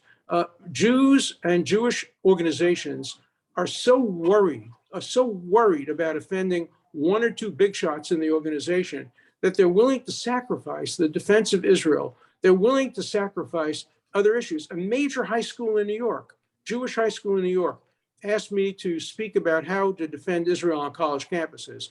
And I said I would do it free. And then a couple of people on the board said, no, we don't want Dershowitz, he's too controversial. And so I was boycotted by, let me name it, the Ramaz School in New York, a great school, boycotted me. The 92nd Street Y has boycotted me. Other Jewish organizations have boycotted me. And so when you're tying one hand behind your back, don't expect to win the debate on college campuses. I think I was the most effective speaker on college campuses. I spoke at more than 100 campuses all around the world on BDS, but now I've been boycotted by many of the Jewish organizations. And when the Jewish organizations boycott you, the colleges say, hey, if he can't speak on Jewish organizations, why should we have him here? So I think we have to fight back against Jewish organizations that are facilitating BDS and facilitating anti-Israel attitudes. And I focus on two right now, the 92nd Street Y and the Ramaz High School. Well, as you know, there's been a lack of leadership in some of the major Jewish communal organizations as they have, especially the ADL recently, where they're reluctant or hesitant to focus on left-wing or liberal anti-Semitism that is predominantly what is going on campuses, and obsessively focus on neo-Nazis and white supremacy, the supposed white supremacy that suddenly became this gigantic force after the election of Trump. But you know, Alan, that there isn't one white supremacy program on any university campus in America. There's not one white supremacist professor or endowed chair. There's no student groups where white supremacy is fostered or celebrated. They wouldn't be allowed anywhere near a campus. But there's 200 chapters of Students for Justice in Palestine who are as virulent and hateful as neo-Nazi kids would be, just with different clothing and have a different enemy, namely Jews. So I don't care if an occasional swastika is scrawled on a bathroom or on a fraternity house. It's unfortunate, but it could be a Jewish kid, it could be a drunk kid. My fear is that endowed professors and Middle Eastern studies departments at Columbia and Georgetown and elsewhere are propagating all of this anti-Semitism and anti-Israelism, parading as scholarship, and they have the influence and credibility that Walton Mearsheimer did and others who pretend they're scholars but are really at base anti-Semites.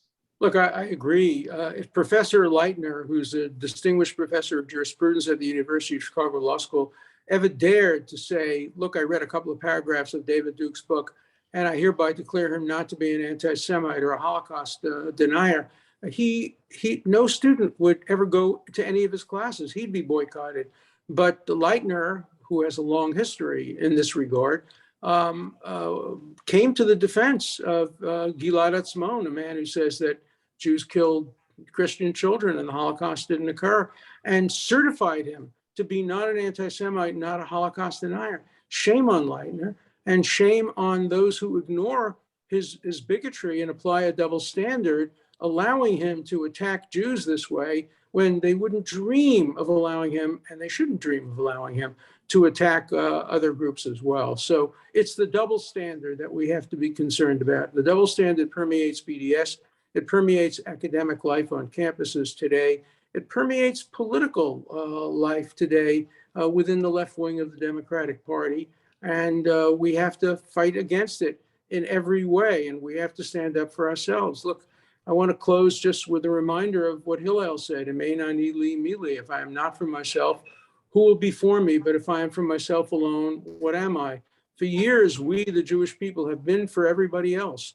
And the time has come for us to be for ourselves. The time has come for us to balance our efforts on behalf of other people with our efforts on behalf of preventing the spread of anti-Semitism. Because the problem, and you point about the difference between the right and the left, the neo-Nazis mostly are older folks. The people on the hard right, they're the past generation. They're the dinosaurs of the world. But the people who are promoting anti-Semitism today on campus are the young people, the people who are going to be our future leaders. And I'm afraid that unless we answer, and we can answer, we have the ability to answer, if we're not silenced as we have been, then there will be a real problem in the future for our children and our grandchildren. Absolutely. Thank you very much. Thank you. Thank you. Professor Dershowitz, thank you very much for your important words today about the BDS movement and boycotts in particular, and how they impact the existence of the nation state of Israel. Likely most of us today have thought about Ben and Jerry's boycott, and if anyone hasn't seen the video, it's worth watching. And we've thought about so many others over the years and wondered why Israel has been singled out, especially with its human rights record. Thank you for reminding us that we must stand up against this movement as it continues to become increasingly anti-Zionist. As always, we are grateful to be the recipient of your insight, your vast knowledge, and your lifelong focus on the state of Israel. Thank you again for participating in today's AGPI conference on anti-Semitism. It's been my honor. Thank you. Thank you, Ellen. Now I'd like to welcome our next speakers, Dr. Jorge Noblevitz, President of the Delegation of Israelite Associations of Argentina, or DIA, and Ms. Marissa Breland, Director of the Center for Social Studies at DIA. DIA is the umbrella organization of Argentina's Jewish community. The organization's mission is to fight against all expressions of anti-Semitism, discrimination, racism, and xenophobia, preserve human rights, promote interreligious dialogue and harmonious coexistence among all the citizens, as well as denouncing international terrorism, ensuring the security of the institutions and members of the Argentine Jewish community. Their plates are full and the stakes are high. In February 2021, the Times of Israel reported that police are protecting the head of Argentine's largest umbrella group, that's Dr. Noblevitz, after an anti-Semitic letter urging him to leave the country was sent to his office. Nonetheless, Dr. Noblevitz continues. He's been president of DIA since December 2018. He's a lawyer and former member of the International Relations Commission of the Permanent Assembly for Human Rights of Argentina. He also has an extensive background in community leadership. As director of the Center for Social Studies, Ms. Breilen studies, analyzes, and investigates from a social sciences perspective topics related to discrimination, prejudice, the protection of human rights, anti-Semitism, identity, and the contemporary history of the Jewish people. Dr. Noblevitz and Ms. Breilen will share their report on the state of anti-Semitism in Argentina. Dr. Noblevitz and Ms. Breilen, welcome to the conference.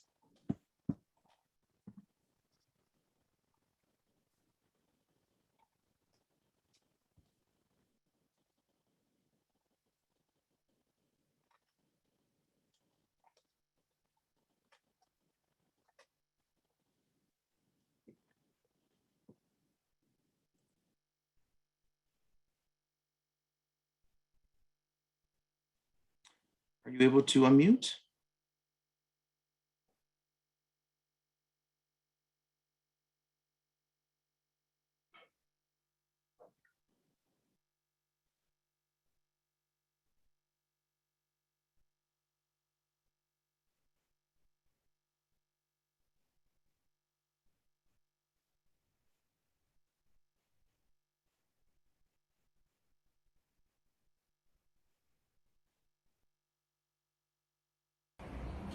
Hello, I am George Jorge Noblovich, Dias President of the Jewish Community of Argentina.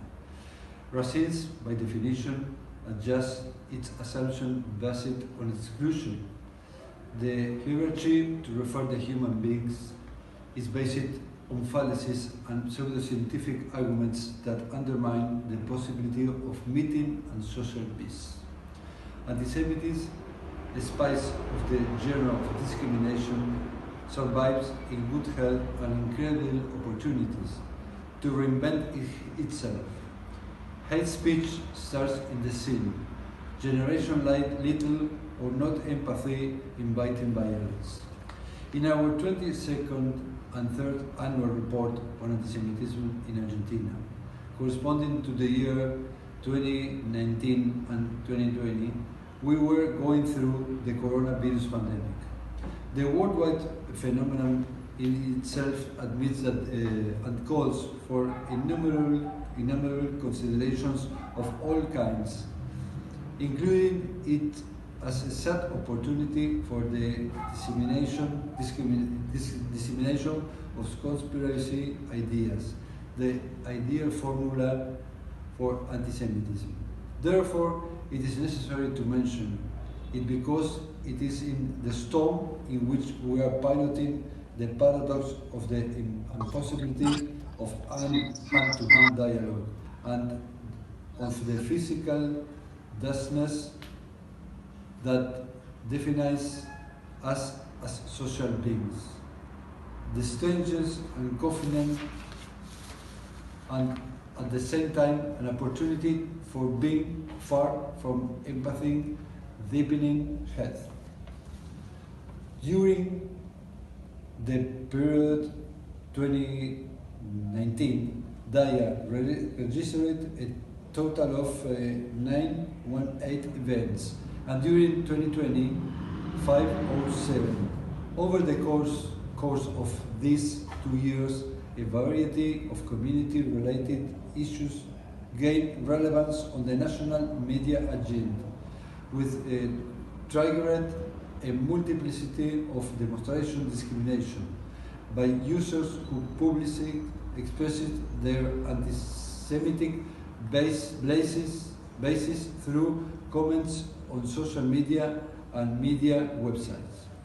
This is why, as we have been arguing in previous reports, complaints of Judophobic events in the online space have been steadily increasing, compared to those that occurred in the offline space. The characteristic that distinguishes the advances of humanity, separated from barbarism, is the appearance of reaction and even the feeling of horror at the violence exercised against a fellow man. However, despite the legislation and the generation of information and reputation networks, we continue to live with contempt and with fears turned into defensive force. Discrimination, the impossibility of assuming ourselves to be diverse, makes the long-awaited social peace complex.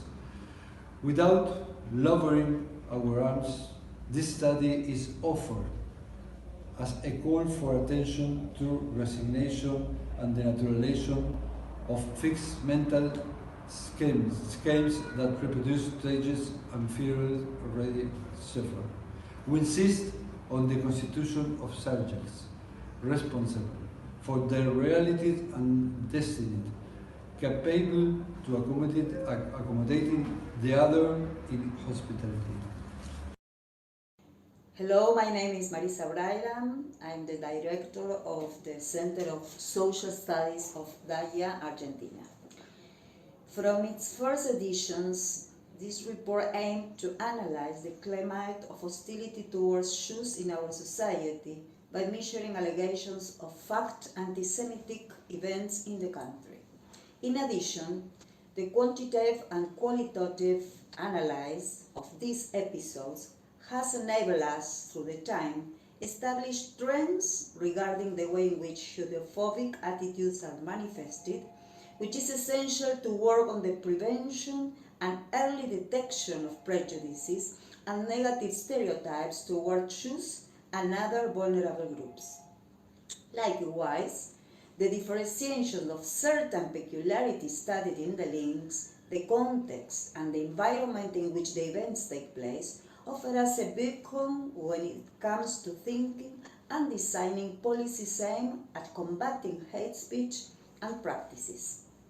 During 2019, DAIA Complaints Table registered a total of 918 anti-Semitic facts, which represented an increase of 10% compared to 2018, when the cases exposed amounted to 834. As we have noted on other occasions, the highest presence of the Jewish community within the public scene generated an increase in discriminatory expression towards this group. For its part, in 2020, DAIA received 507 discharges, which meant a 45% decrease in anti-Semitic cases exposed to our identity with respect to the previous year. Undoubtedly, 2020 was a hint year for humanity, permitted by the COVID-19 pandemic and mandatory isolation, a period in which social ties were limited to virtuality and voting principles seemed to generate a favorable terrain for the multiplication of hate expressions, found limits in actors who in this context increased efforts to contain the online proliferation of violent behavior.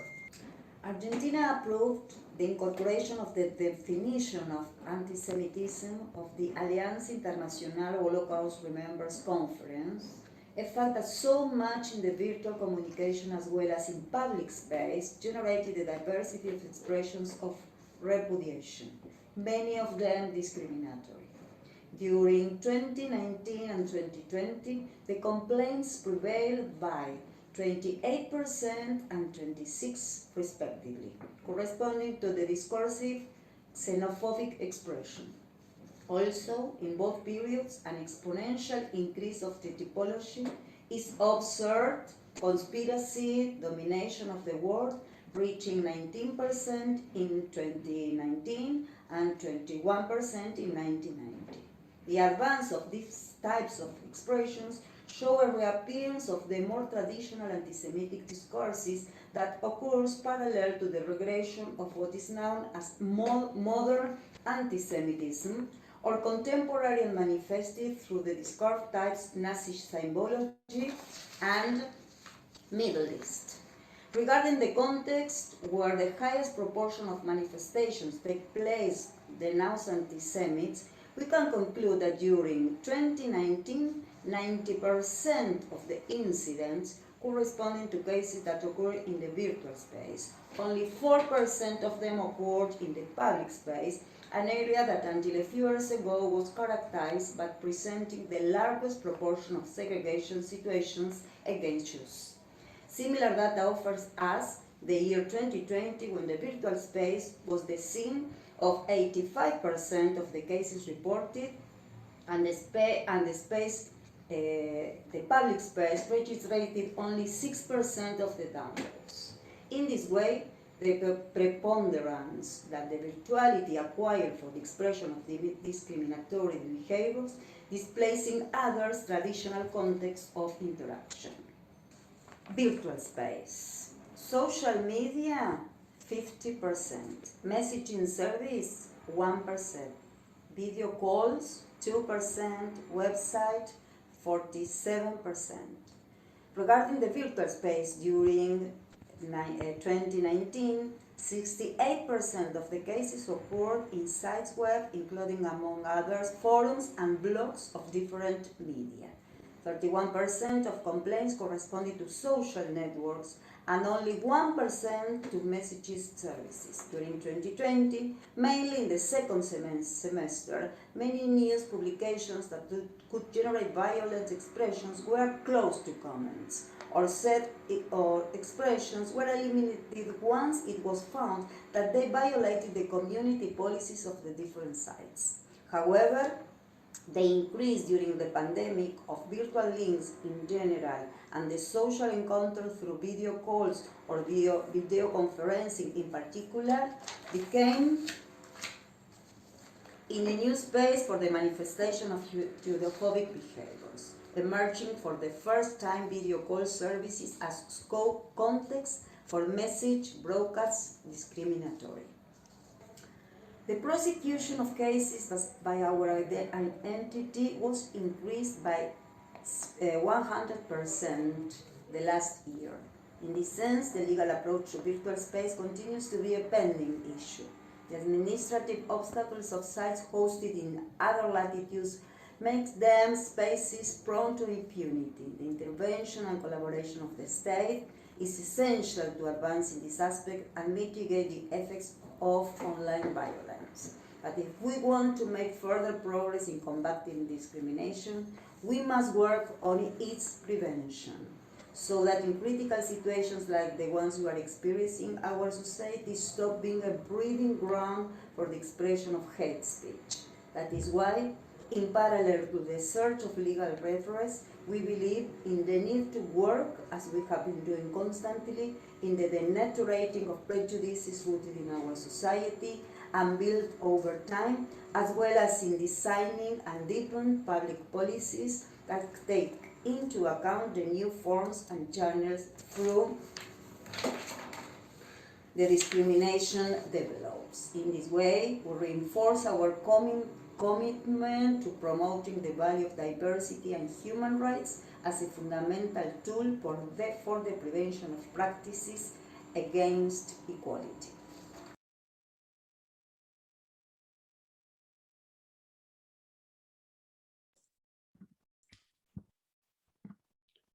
Dr. Noblowitz and Ms. Brayland, thank you very much for joining today's conference and sharing this report and your important work combating anti-Semitism in your community and abroad. We've all been faced with rising anti-Semitism, especially online, and the questions of how to respond both to the individual posts and to the organization has been on all our minds. Thank you again for the important work you do and for sharing this work with all of us today. It is now my pleasure to introduce Batya Unger-Sargon. Ms. Unger-Sargon is the Deputy Opinion Editor of Newsweek magazine. She's the author of the book, Bad News: How Woke Media is Undermining Democracy, which explores how and why our national media is undermining American democracy and the dangers this poses. Prior to Newsweek, Ms. Ungar-Sargon was the opinion editor of The Forward, the largest Jewish media outlet in America. She has written for the New York Times, the Washington Post, Foreign Policy, Newsweek, New York Review of Books Daily, and other publications. She has appeared numerous times on MSNBC, NBC, The Brian Lehrer Show, NPR, and at other media outlets. She holds a PhD from the University of California at Berkeley. Please join me in welcoming Batya Ungar-Sargon. So I do need to just intervene. Welcome to the 21st century and Zoom. Again, we are having some technical difficulties, but there is a great question in the chat directed to our previous speakers that maybe you'd like to comment on specifically. What is the status of bringing justice for the bombing of the Jewish Community Center in Argentina all those years ago? There hasn't been, or at least on our end, a lot of information. So we're wondering if there's any more that you can provide as to what's sort of happening on the ground there.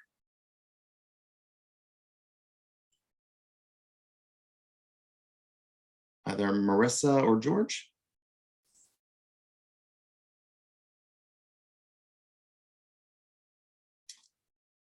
I'm just trying to unmute you.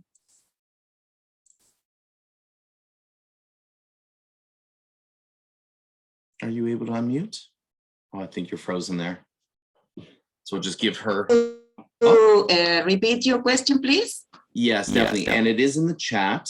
What is the status of bringing justice for the bombing of the Jewish Community Center in Argentina all those years ago? In Canada, we're not exactly getting a lot of information. So we're wondering, you know, outside of our borders. Oh, I think she's gone to go get George. And, oh, she's come back. I have a problem with my connection. Do you want to write down the question? Sure, it's in the chat. Please. I'm going to repost it in the chat. Please. There you go. Please, thank you. You're welcome. Do you see it? I am reading. And thank you to Daniela for posting the question. Yes. Well, as you know, we don't have any result about these two, not only the bomb against AMIA, but two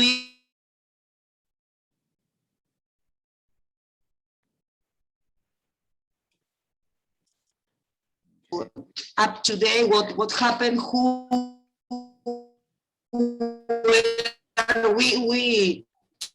there are a lot of proof. Yeah, we're losing your connection. Okay, maybe we'll circle back to that question after.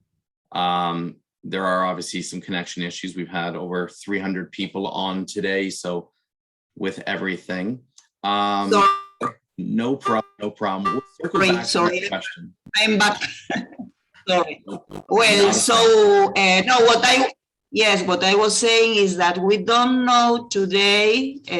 We have no results, and of course we go on fighting. And we, you know, our today vice president is also has to give some explanation about some things that happened afterward, the bomb attack, with a memorandum that the country wanted to sign with Iran. Well, really, it's a very complex situation, and of course we go on fighting forever, of course, but really we don't think that we will have any result, unfortunately. Which is, I think, the sad reality. Time is against justice. Yeah. Thank you very much, and please thank yes for us. Yes, it is. And Daniela, thank you for the question. Perfect.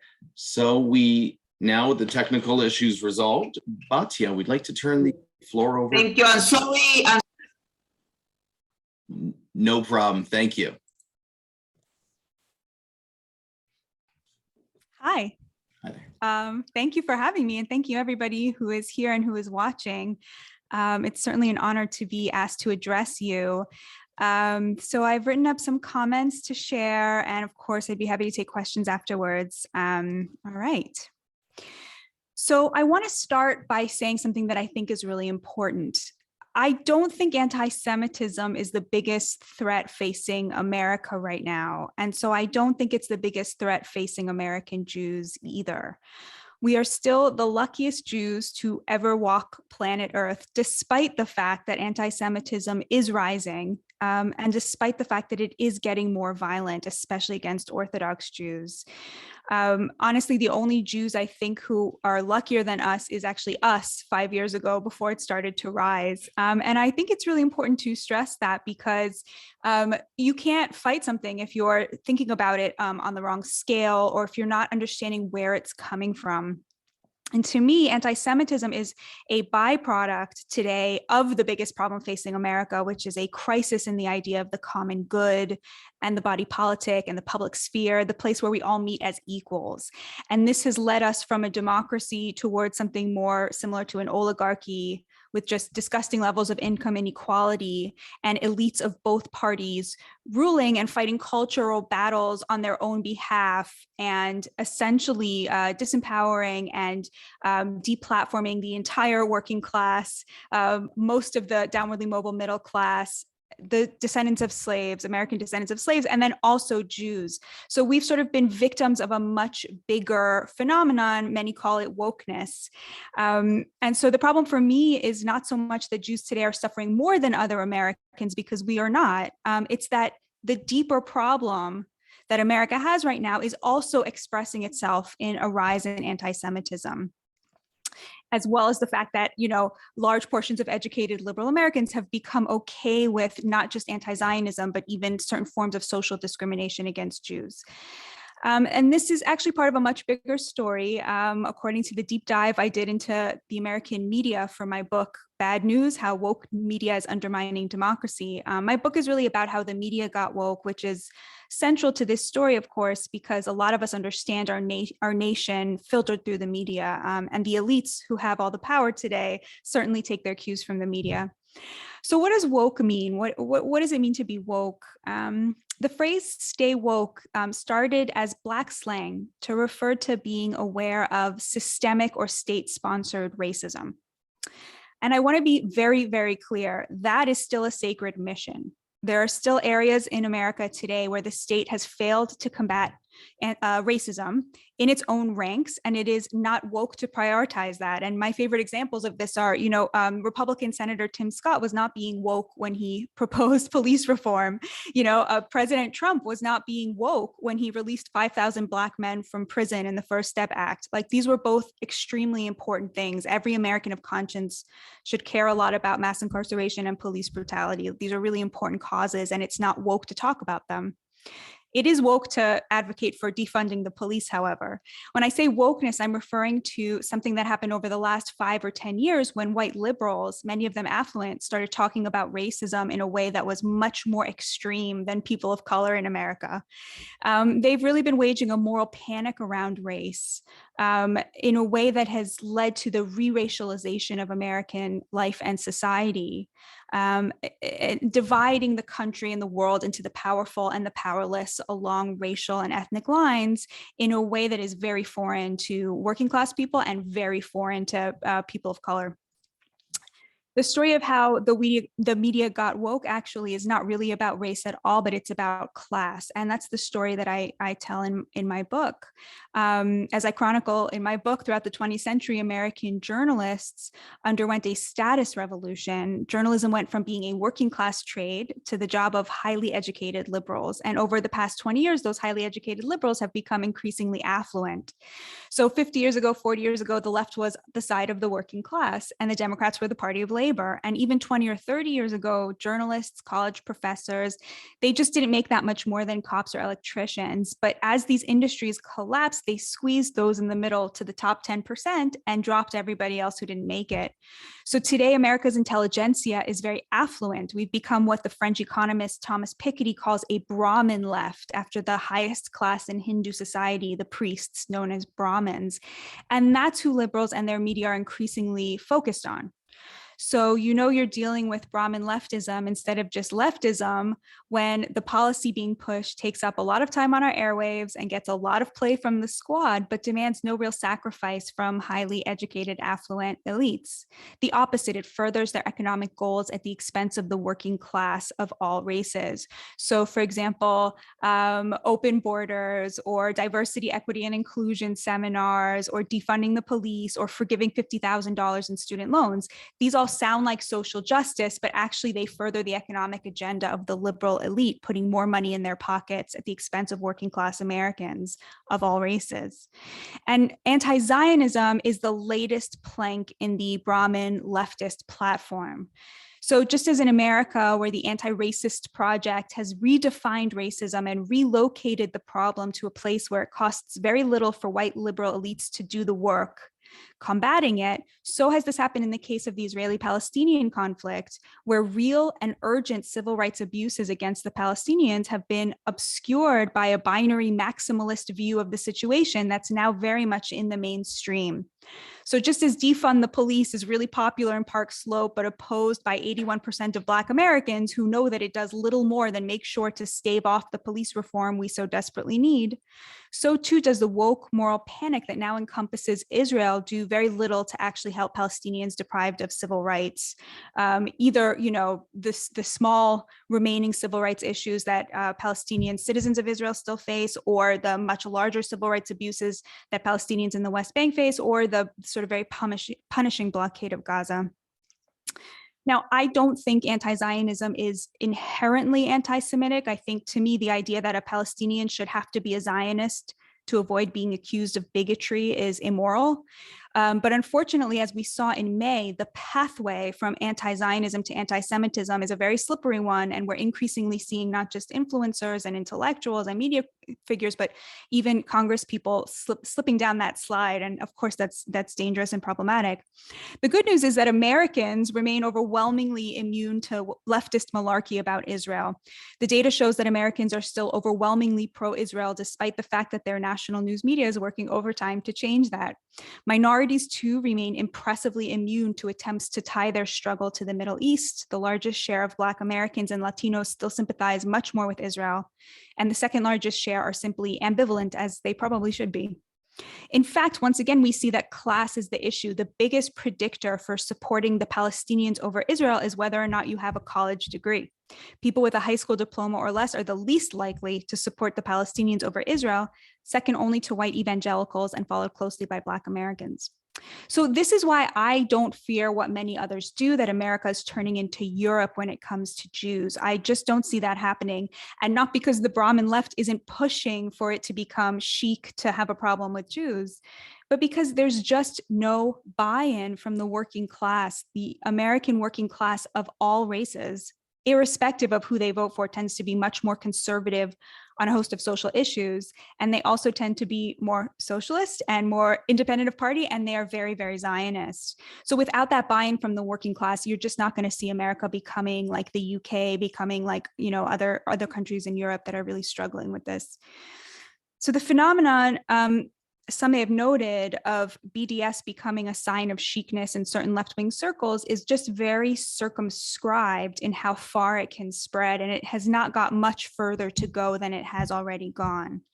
Because it is class, not race, not partisanship, that is driving this new language around Israel. It's Brahmin leftism coming out of universities, teaching critical race wokeness. It's highly educated liberal elites, and it's about their political preferences. The sad thing is that while most Americans see this for the nonsense that it is, many liberal American Jews have fallen prey to it.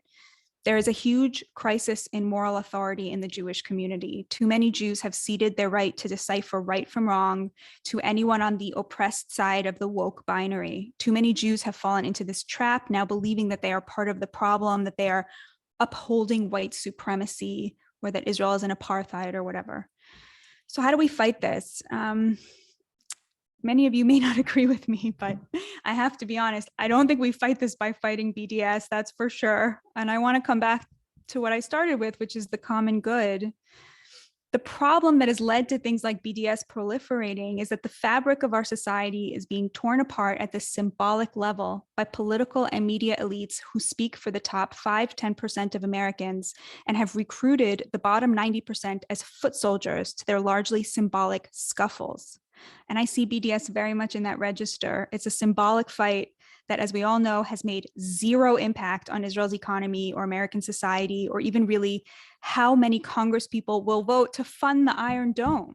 So it's a total and utter failure. It's a real paper tiger. And more importantly, it's something that's protected American speech. And as American Jews, the only thing that will ultimately protect us is to lean into the things that make this the greatest nation on earth. And that includes our glorious First Amendment. And I don't mean literally, I mean even symbolically. It's embarrassing to suggest that some college academics or very unpopular Congress people have so much power when they don't. It reeks of insecurity, and it really undermines the moral force of the side that is right here. I know it seems like it's important on college campuses where a lot of you spend your time, but the problem with our society is that academic malarkey is being overstated in its importance, and you're just breathing fire into that when you make fighting BDS some kind of priority. You don't fight toxic wokeness with silencing campaigns, even if the silencing campaign is on the right side of the issue. That's one of the woke left's biggest mistakes, you guys. And it is my view that you fight the woke left by resisting the demonization of the other side, by knitting back together the fabric of our society. I think Hannah Arendt got it right.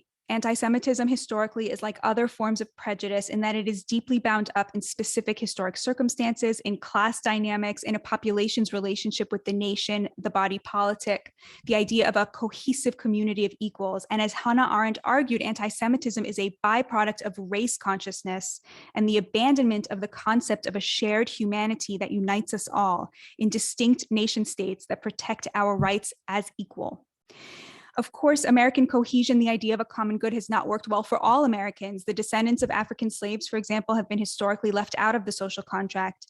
But in its attempts to right that historic wrong, a toxic ideology that elevates race above all else has replaced the idea of our shared Americanness. In other words, a long overdue correction has descended into overcorrection and moral panic. And it's exacerbating inequality, it's silencing the working class of all races, and it's bad for Jews too. I will just end with this. My book is largely about one thing. When you read something on social media that makes you feel enraged, you know that feeling, it feels like road rage, you know, it's very physical, it's very palpable. When you feel that feeling, someone is making $1 million every time you feel that way. Like that, it's not natural to feel that way about strangers. They've hacked us. They've hacked our hearts. And, you know, you can resist that every single time. You're not failing when you feel that way. They are succeeding, but you can deprive them of the right to use your heart as the place where they make money by convincing you to hate people that you disagree with. You know, we were all created in Hashem's image. And if you take one thing away from this, it's that it is God's work to make connections with people you disagree with and to nurture those relationships. That's how you make Jews safer. That's how we make America truly great. And that's how we fight what really ails us.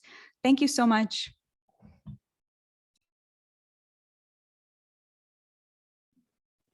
Thank you. Sorry, I lost my cursor there. So thank you, Batya. I'm reminded, actually, just hearing your words, the podcast you did last week with Jay Caruso, whereby you looked at the ugliness of anti-Semitism through your discussion on the bigotry, as well as what it means to be Jewish, how anti-Semitism impacts Israel, and how politicians, and you mentioned the Squad, managed to get away with anti-Semitism in a way that couldn't be without any other form of bigotry, unless I'm misunderstanding that. I found it extremely insightful.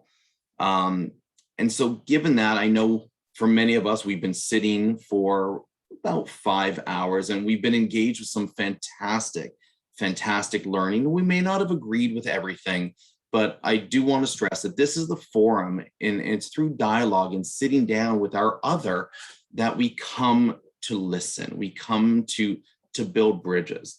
So I just have a few closing remarks, and I do apologize, I've had to write them down. Today has proven to be a day of learning as much as it has been a day of reflection. From larger society to our academic institutions, the normalization and the seemingly tolerable acceptance of anti-Semitism is of concern, but not so much, we find, is the justification for it in our communities. This has been a trying year for Jews and giants that work to combat and dismantle the rise of what I'm going to call the woke Amalek, whose sloganeering of free Palestine on our streets, in our campuses, and in our news cycles veils the larger issues of hatred. Jews are facing a third incarnation of anti-Semitism. And to quote the work of Barry Weiss, how to combat anti-Semitism, Jews are being targeted and hunted for their beliefs. And here I'm referencing October, marking the third anniversary of the massacre at the Tree of Life Synagogue in Pittsburgh, what Weiss calls Purim anti-Semitism, or we are made to feel that our beliefs must be hidden, veiled, and it's better for us to simply assimilate into the new era of big tent inclusivity by drawing false equivalencies between history and events today. Just yesterday, a number of the woke hyena came after me. They began cherry picking instances in my own Twitter history as entry points to justify their insidious BDS agendas and to normalize their hate. Drawn solely on posted talking points, absent of context, their megaphone shouts claims that we are trying to rationalize our own racism about them. That these are not the oppression Olympics, and that the telling is historically, or the telling of historically subjugated bodies, and having them the need to be critical and examine their history, need to be critical to examine and listen and consider all voices, that we are somehow telling them that they don't see their own sense of subjectivity. These are the dangers we're facing every day. This is the veiled anti-Semitism that manifests and is rapidly emerging in all facets of our lives.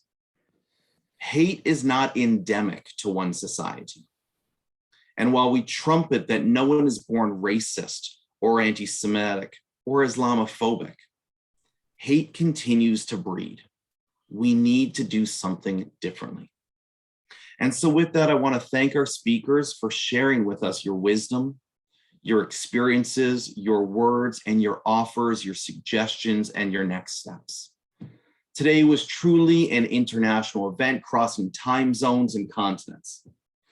I also want to thank our friends and board members of AGPI who helped organize today by introducing, thanking, and working with us to help execute the development of bringing us all together. I want to spend a special thank you to Sabrina Kerbel, AGPI's Director of Development, for bringing this all together. And I want to thank Avi Ben-Lov, AGPI's founder and chairman, whose vision it was to try and do things differently, whose life's work as a human rights advocate has brought us here today, but so too, with him and with all of us, I want to thank the 300 plus participants who joined us today. You are the giants. You are the champions of change. You are here today because you recognize that we as a world need to do better to foster dialogue and authentically work towards tangible peace. It was an honor for me to be your MC, but even more, it was an honor for me to hear from each one of you through both your presentations and your posts, questions, and at times banter in the chat. Dialogue is how we build bridges. Muting, othering, veiling, negating, that breeds hate. Thank you very much. Please be well, stay safe, and continue to make the world a better place. And as I always say at the end of every time I talk, please spread hummus, not hate. Thank you very much. And Neil, if I can just jump in as well, and thank you for emceeing today. You did a spectacular job, and as always, and we're proud to have you as our Director of Education. You've been working diligently to help us build our curriculum and our educational vehicles and our speaker series and so much more. So thank you so much for everything you did today and much before. And so I do want to thank as well all of our speakers, all of our board members. Really, it's been a learning experience. We were anticipating this day for a very long time, and I know some people came and went, and that was fine. And we learned quite a bit. Everybody that spoke today had a very strong piece and an opinion piece. And this is part of, as you said, Neil, this is part of what our organization is about. We may not always agree, but we can learn from one another. And, one of the, I guess, cutting edge pieces, I would say, having worked in, Jewish communities for nearly 3 decades, with AGPI, what we're trying to do here is actually try something different. In the last little while, we've talked to officials at the United Nations as an example, and the word back from those officials were, Jewish communities don't really talk to us. And so we're cutting through that, and we want to try to elicit a new way of doing things that is open, that is direct, that is frank, and also listens. And so, I applaud everybody for participating, for being here, for standing up against the fight against anti-Semitism, which is so critical today, standing up in defense of Israel. And as many of us have said before, also standing up for freedom and democracy, which is so critical today more than ever. So once again, thank you. And we all look forward to having you next time. Thank you. And with that, the meeting is adjourned. Thank you very much. Okay. Be well, stay safe. Thank Okay. you all for showing up today. Bye-bye.